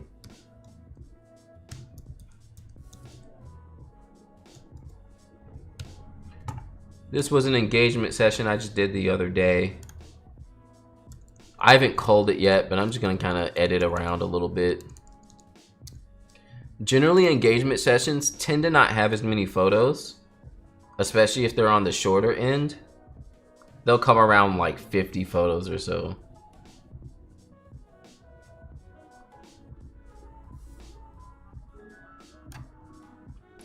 Let's just hit them off with a normal shadow save.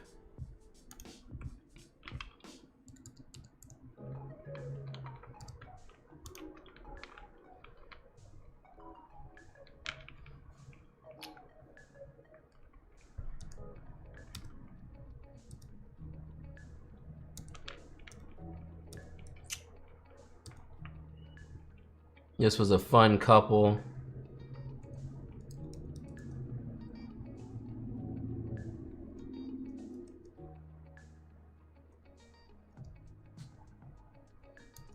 And these were some of the shots I already finished and edited.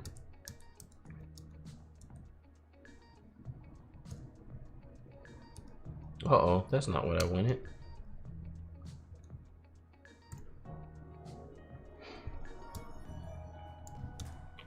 But yeah, that small romographer is kind of calling my name, honestly.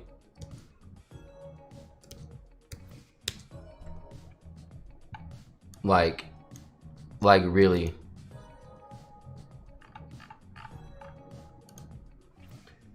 Do you never use strobes for portraits at weddings? I always thought that was the way. You just do all natural light. How would you handle family portraits with a single flash? So yes, that's the biggest thing first and foremost. There is no way, and I've always hated listening to like photographers be like, you have to have full frame and you have to, you don't have to do anything. You have to provide a great service for your couples and take good photos. Like that's what you have to do. How you do that doesn't matter as much if you can get it to work. So yes, I don't use strobes at all at weddings. I do have some speed lights, but a lot of times I don't use them. And then as far as family portraits, when you shoot natural light, you always put yourself in a position where you don't need to use a flash. Like that's kind of the main point. We can actually real quick, since I pretty much finished editing what I needed to right now, let's see if I can open one of my old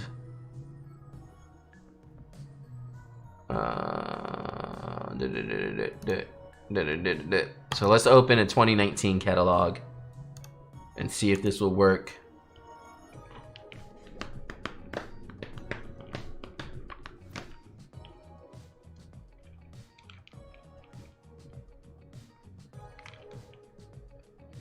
But yeah, that's the biggest thing. Don't let anyone ever tell you that you have to do something a certain way. I'm a big fan and believer. There's no such thing as have in a lot of cases. So let's go ahead and upgrade this catalog. But again, too, when you're the type of person who doesn't listen to like the have-tos, don't get so conceited that if there's someone who's been in the game longer than you, that you don't listen to them. There's always a way and an advantage to anything, and you can always learn something, even from stuff that you may or may not use. So again, I talked about it before. All the people who are like, I'm a natural light photographer, and then don't take the time to at least try and understand and learn off-camera flash, that's wrong. You can do mainly natural light and not really use flash, but you need to understand off-camera flash, and you need to at least try and practice it, so that when you're in a position where you have to use off-camera flash, you're not just like, oh no, there's no light. It's like, no, you should know how to do it. It may not be what you like to do or your first choice, but you need to know how to do it. I'm doing video. I've been to a few venues where it's always really dark. I don't know how I'd manage with super low light. Yeah, it's really just, it's understanding your camera and understanding how to work light. And then again, at worst case scenario, you have to use flash, but come on, Lightroom. I agree, you might be in a position where you really need to, yeah. If you don't know your flash and you claim natural light photography, and that's why I don't use flashes, because I use natural light, you're gonna get in a situation and it's gonna suck. Oh dang, this doesn't even, oh, did I delete my photos? I guess I must have.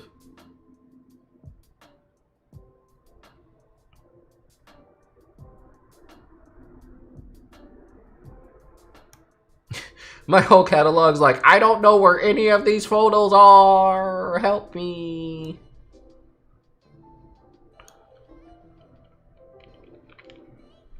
Let's see if I have any good examples.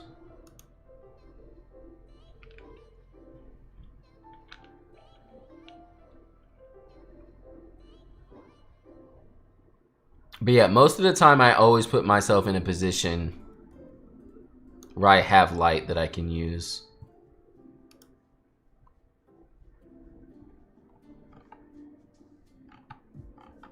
So okay, this is kind of a good example.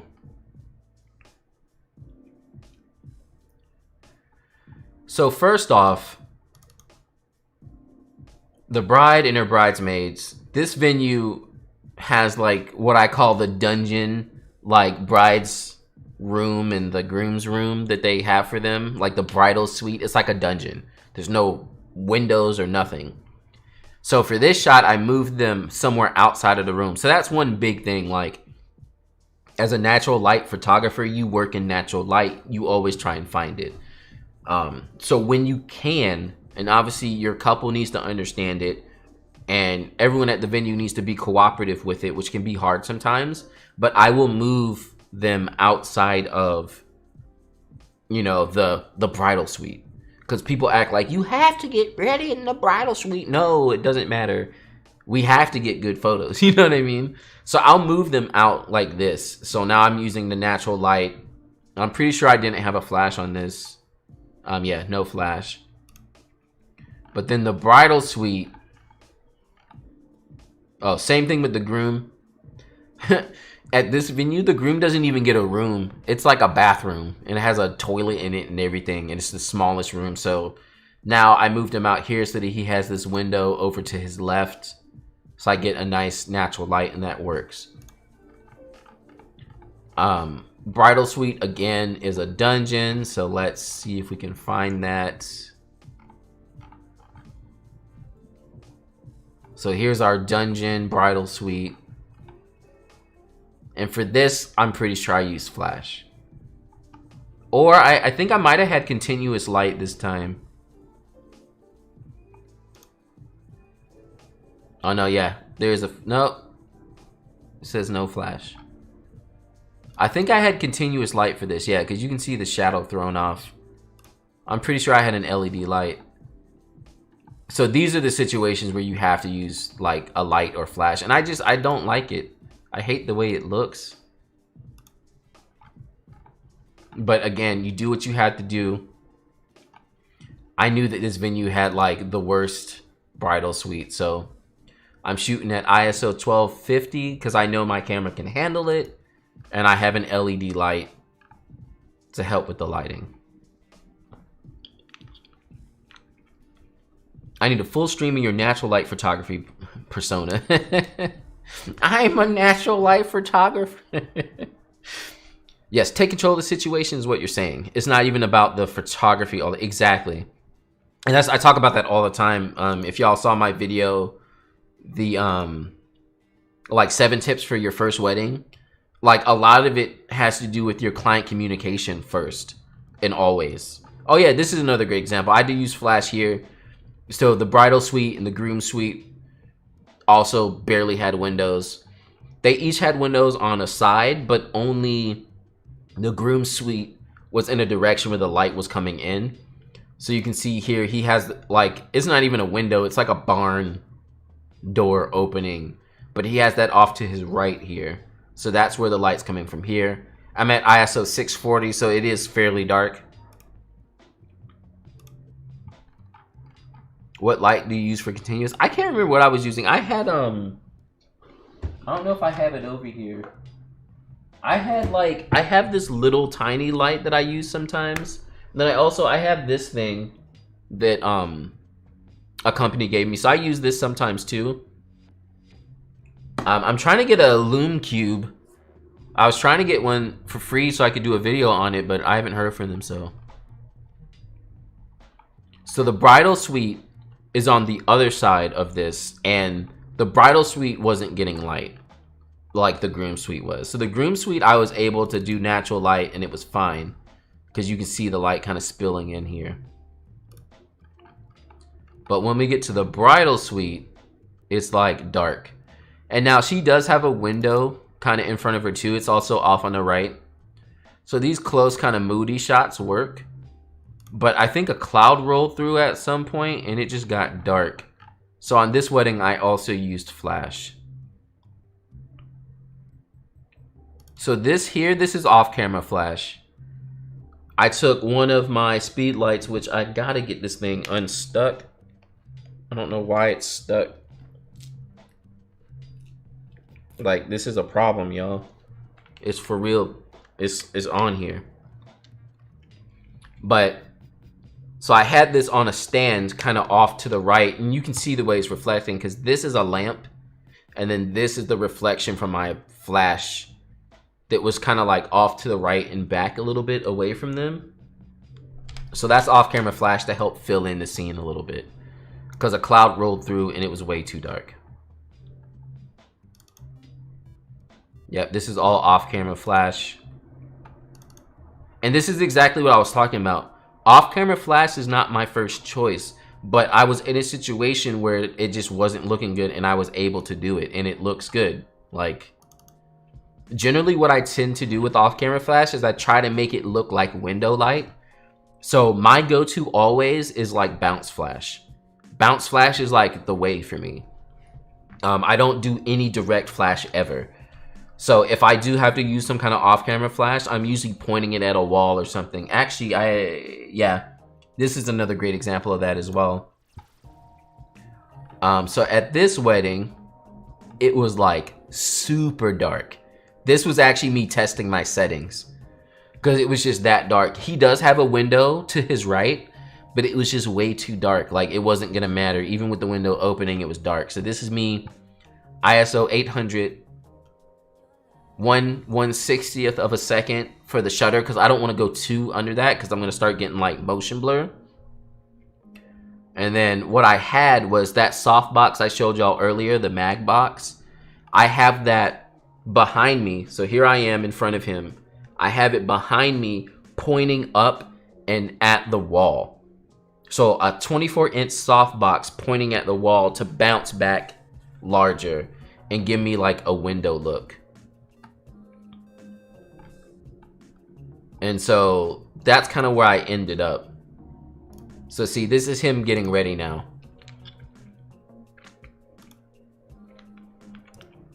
So this is also off-camera Flash. Because again, I like my stuff to look more natural. I want a natural like look.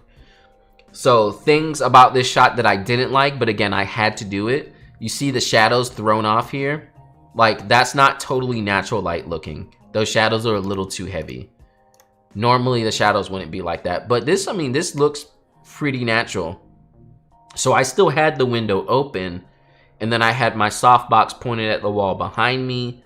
to fill in the room a little bit and give a natural look, like it's like a window light or something. I get the sense if you need to push past 1250 ISO, you'll bring out a flash. Yeah, if I'm up at 12 at all, if I'm up at 1,000, I'm usually using a flash. It is super rare that I'm up at 1,000 without a flash. So again, in our off-camera flash, so this is all off-camera flash used to look natural because I don't like the look of a flash. And so for the bride, I also had to do the same thing. Here it is again. This looks like it was a nice bright. It was not. It was dark. It was so dark. I mean, yeah. The proof is in the settings. I'm at ISO 1000. And my shutter's at 1/25th of a second. Mainly because I'm using the f2.8 14mm. So like this is what was coming out of camera. But knowing the limits of my camera and knowing a little bit of off-camera flash, and this is what I get for the final edit.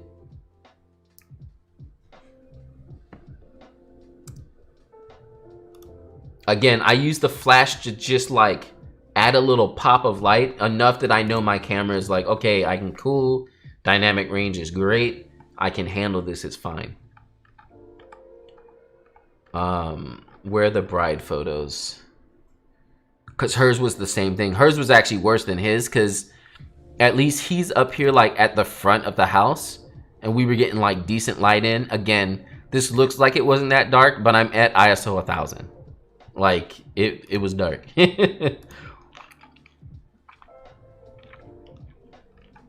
Come on.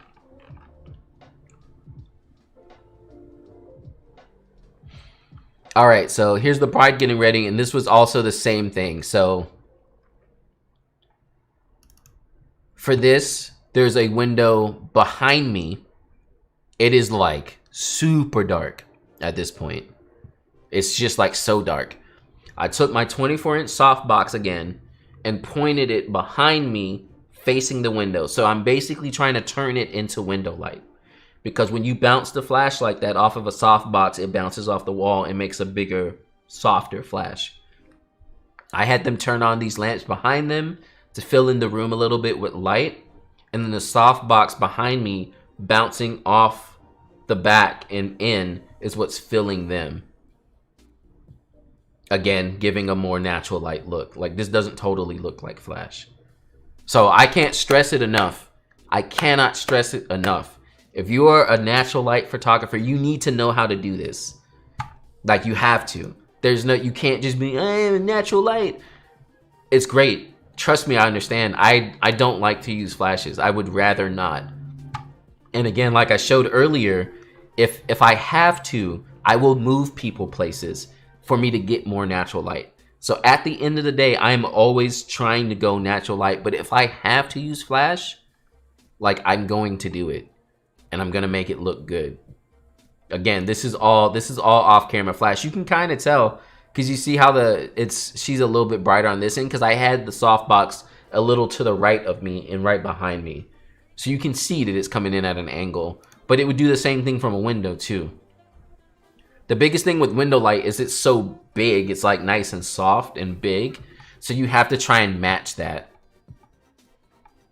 which is why I'm bouncing it off the wall.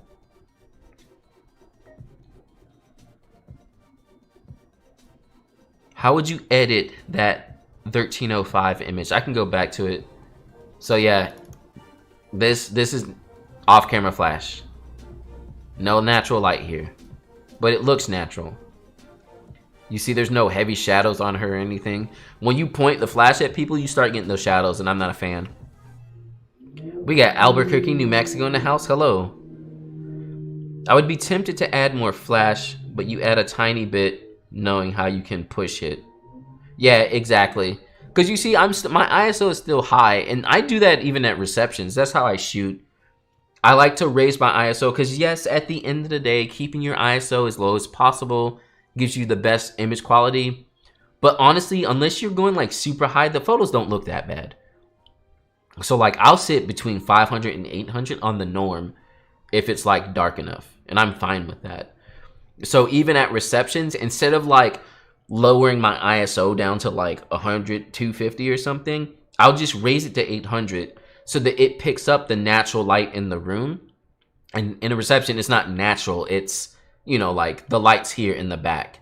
So raise my ISO so the ISO picks up the ambiance of the room, like the candles and the lights. And then my flash is for the person. The flash is filling them in so they look fine. And then I just adjust when I need to so that they're not overexposed. Flat lay tips are great. Mine came out great, especially stopping down. Awesome, yeah. I plan on at some point making a full-blown like flat lay video as well. Trying to see if I have any other examples of like dark.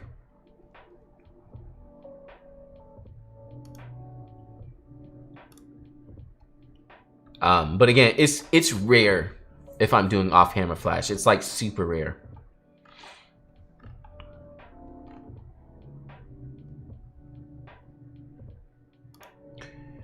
This groom's getting ready. It was pretty dark here too, but again, yeah, I'm at ISO 640, but there's like a big window behind me, and you can kind of tell because you see how dark it is in the background, but you can see the light fall off kind of here on the wall, and the light's all on him. So we're in a tiny little space. So I'm like back up on the window. That's why I'm shooting with the 14. So I'm like right there on him, and I have him close to the window again because the window is bringing in just that bit of natural light I need. And yeah, we kind of go from there. But yeah, I'm at ISO 640. Like, I don't mind pushing my ISO. As long as the photos look okay, there's like no point to be like, I have to be ISO 100. Like, you know, like not everything works in a perfect world, which is why I'm not a fan of learning stuff so particularly and then like trying your best not to ever bend or break the rules. So to be like, I have to get the best quality all the time, so ISO 100, and then you like do other weird choices because you want to stay at ISO 100. I'm not a fan of that. Like, do what you need to do to get the exposure that looks fine and know your camera's range. Looks good because it doesn't look like you've used flash. Quickest way for me to lose interest in a photo is a blast of flash during the, yeah. That's why I'm always half and half on like receptions where you can just clearly see like shadows everywhere because it's just blasting it with light. I'm not a big fan of that. I got to figure out my upper limit for my ISO on the A7 III. I was trying to salvage an image at 8,000. Woo! Yeah. Again, ISO is one of those things, and people sometimes they kind of like, they just lean on ISO too heavy. So they're like, yeah, you can just raise your ISO. I'm like, no. You know, like, no. Be careful with your ISO, you know? Like, know its limits. Don't just push it. And that's what I've seen natural light photographers do that. Like, they'll just push the ISO. Be like, great, I don't even have to use a flash. Bro, it's dark. It's gonna look bad.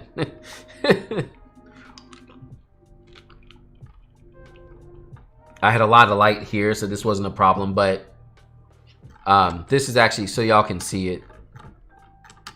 So this first photo here,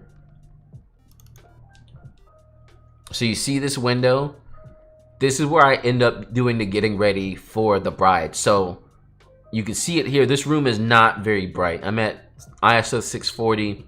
It's not bright at all. This is the only window. There's side windows, but they're not getting as much light. So when we get to bride getting ready,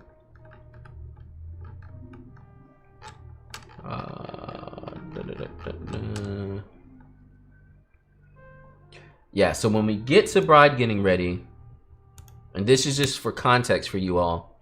So now, they ended up moving that bed because they ended up doing makeup there. So the makeup artists, I think, were the one that made them move it. Or is this the other window? No, there's only one, yeah. Yeah, that's it. So I'm standing inside this little cove here. Again, with the window to my back. and I have them in that cove just enough to get the natural light. So again, that's always the question. People are like, wow, you don't use a speed light at all? You don't use it when they're getting ready? Is there not? No, you find the light. It's there. If there's windows, you usually have enough light. It's only on a day where it's like extreme overcast, like it's gonna like thunderstorm, that you don't have light. So, you know, I'm like in this little cove right up on the window with them in front of it. Natural light filling it in. Let's see if we can get a before and after. Oh, I went too fast.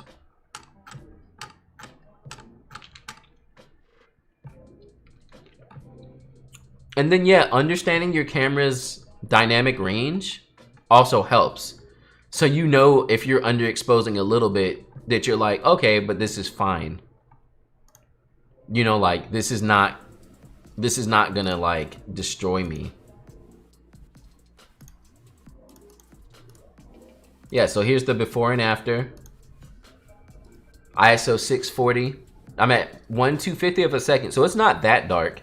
Again, because I'm exposing for them and I have them close to a window. The background's fairly dark, but that's fine. I don't need to see it. I need them lit.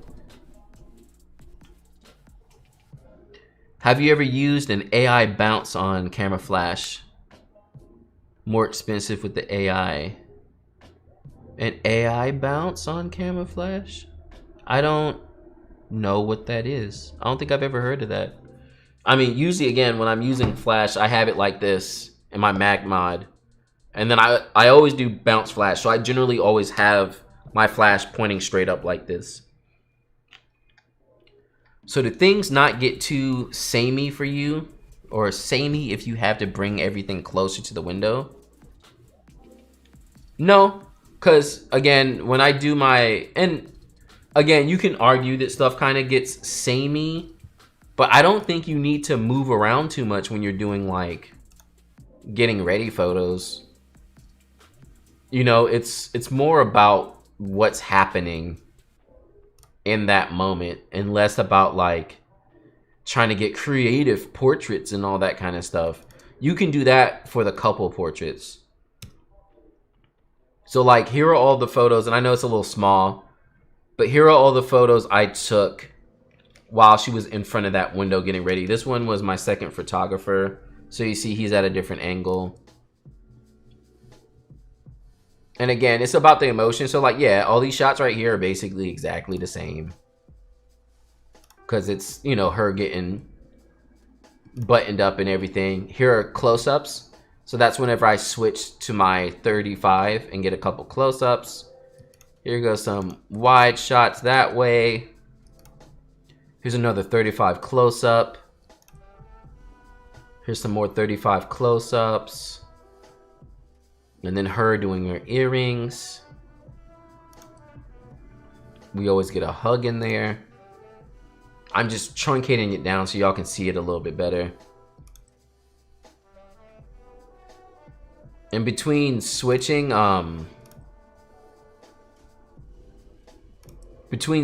focal lengths, I mean, it doesn't really get that much the same. Bro. Why is this stuck? Ah! About to break my hot shoe. I'm so sad. I don't understand. I don't understand how this is possible. I'm not about to struggle on the stream, though. I don't want y'all to see me over here. Any flat lay on this? Yeah, I had a flat lay on this wedding. Let's see.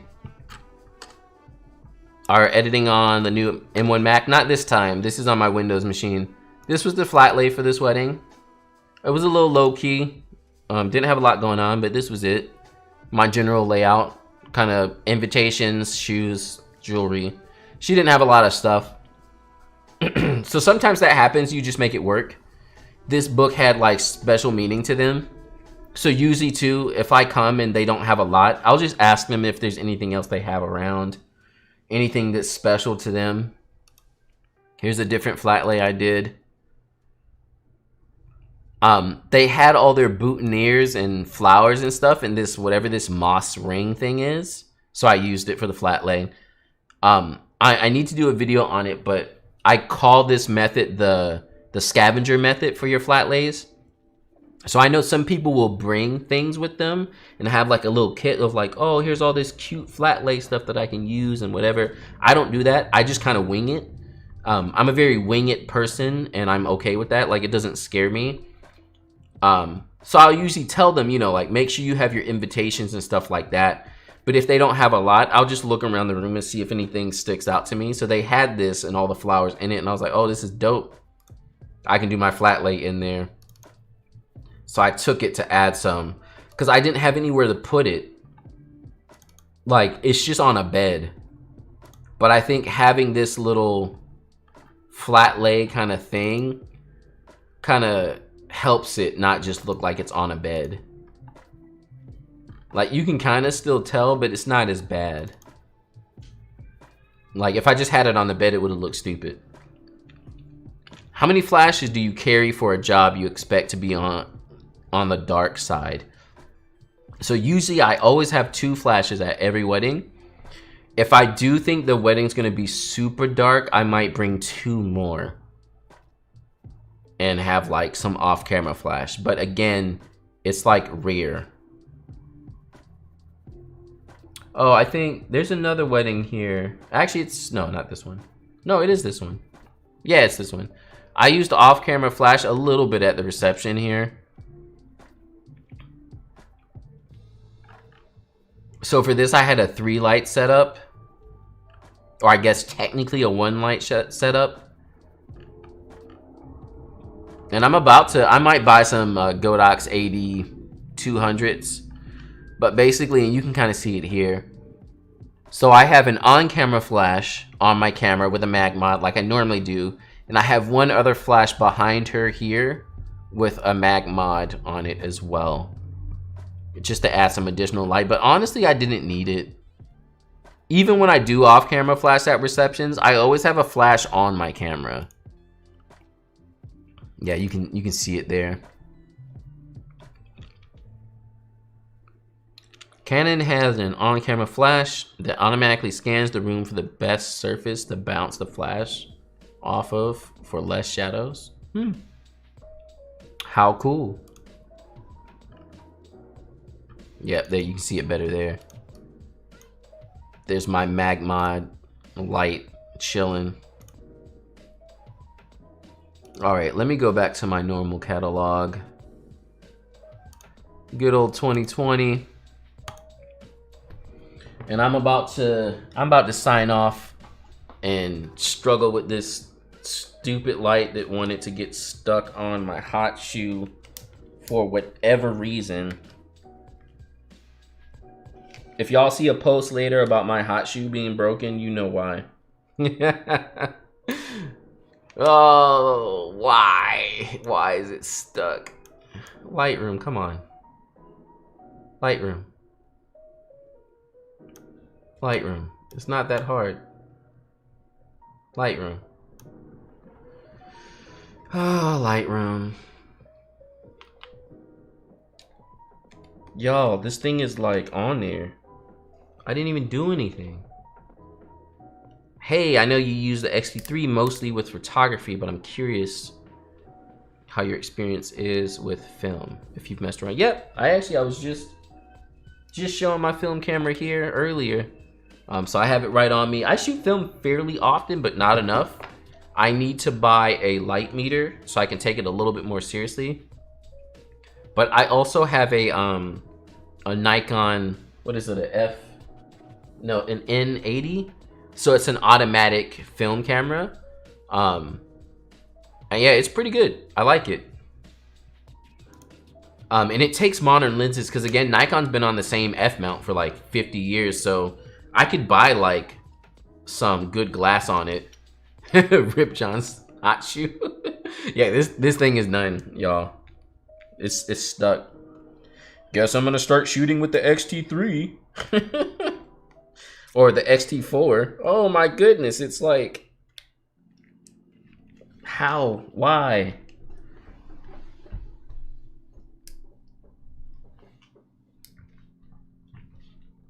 Oh, oh, no. Ah. What's your average photo count after each wedding? I usually come back with about I want to say between 5,000 and 7,000 photos.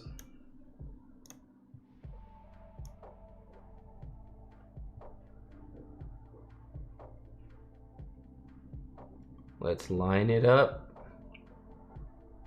There, Lightroom finally decided to come back, and it's not even, it's still over here freaking out.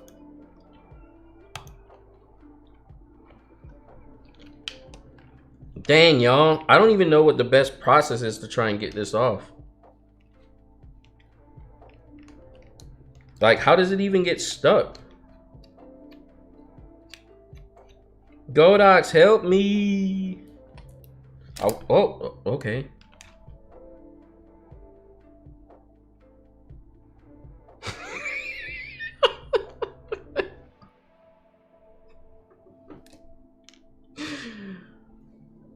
We're just gonna forget that happened, y'all. No one ever saw any of that, okay? I don't understand. I'm over here struggling and it just comes off like, oh, there it is. There it is, good to go. Cool. Yeah, it's like 1 o'clock, so I'm gonna export this stuff and deliver it basically at this point. This is all good to go and done. And what I'm thinking actually, so they have a gallery. I was gonna put it in a new gallery. No, yeah, I'll put it in a new gallery. I was debating just putting it in their old gallery. My flash is the same, it gets stuck every time. Put it back on and see if it does it again. Time to hit the camera store and see if they can, yeah. I mean, it came off, it just came off. I don't understand. But yeah, that Nikon N80, which I think I have a roll of film in that right now too. I want to start using it more often. And again, I'm tempted to go ahead and buy some Sigma glass for it because I love Sigma glass. Like when I wasn't Fujifilm, Sigma glass was my go-to. But you know, this does auto. Like it does autofocus and everything. So it's really cool, and the Sigma glass is super sharp. So I'm curious to see what I can get out of it. Y'all hear that autofocus? Yeah. Good old loud autofocus. But yeah, it's pretty fast. It's not bad. Oh, what's my metering mode at? Ugh. Thank y'all for that sub.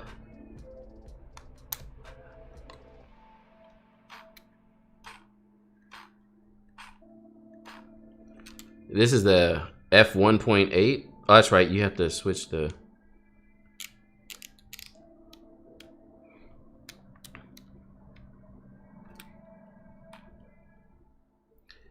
Oh, everything's backwards. See, yeah, the last time I used this thing, I thought it was telling me that I was like overexposed, but it was actually saying I was under just because of the way it's laid out.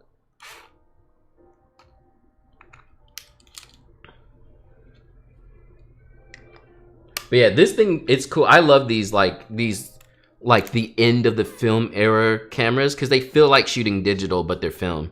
It's really cool. When would you say is a good time for a beginner photographer to turn professional? So you can't really base it off of only your photography skill because you're always going to be getting better and learning.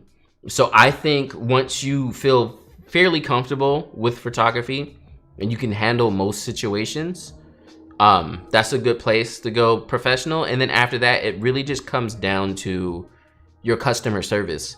If you're doing a client-based photography business. So if you're doing portraits, weddings, stuff like that, customer service, in my opinion, is more than anything else. So if you're not up on your customers, like I worked customer service for 10 years in different places. So when I got into wedding photography, I was already comfortable with that, which that's the majority of wedding photography. But again, if you're doing other types of photography, the customer service may not be as big. So yeah, don't think you have to be like the best photographer in the world. You just need to be in a comfortable place. You need to understand what you're doing. You need to have the tools ready for it. And then you can pretty much start going professional. I'm 31 and I feel so old seeing your PS1. And the PS1 games up in there like that. Yep, just the other day, chilling at home with my PS1. Good old PS1. Yeah, time flies, doesn't it? It goes so fast, y'all. It goes so fast. But it's time for me to go ahead and head out, export this stuff, because obviously I can't do it on the stream, but get it exported, get it delivered. Thank you all again for hanging out on the stream. I always have a great time. Y'all make work easier for me, because that's honestly a big part of why I stream. I have a hard time just sitting here editing photos, so being able to chat and edit at the same time is always great. We got Muhammad in here saying he bought a X-T3 because of me. That's cool. I hope you're enjoying it. But yeah, again, thanks for hanging out on the channel. Hope you all are having great holidays if you celebrate any. And yeah, we're almost done with 2020, so we'll see what 2021 brings. And yeah, I'll catch you all next time. Thanks again for hanging out. All right, peace.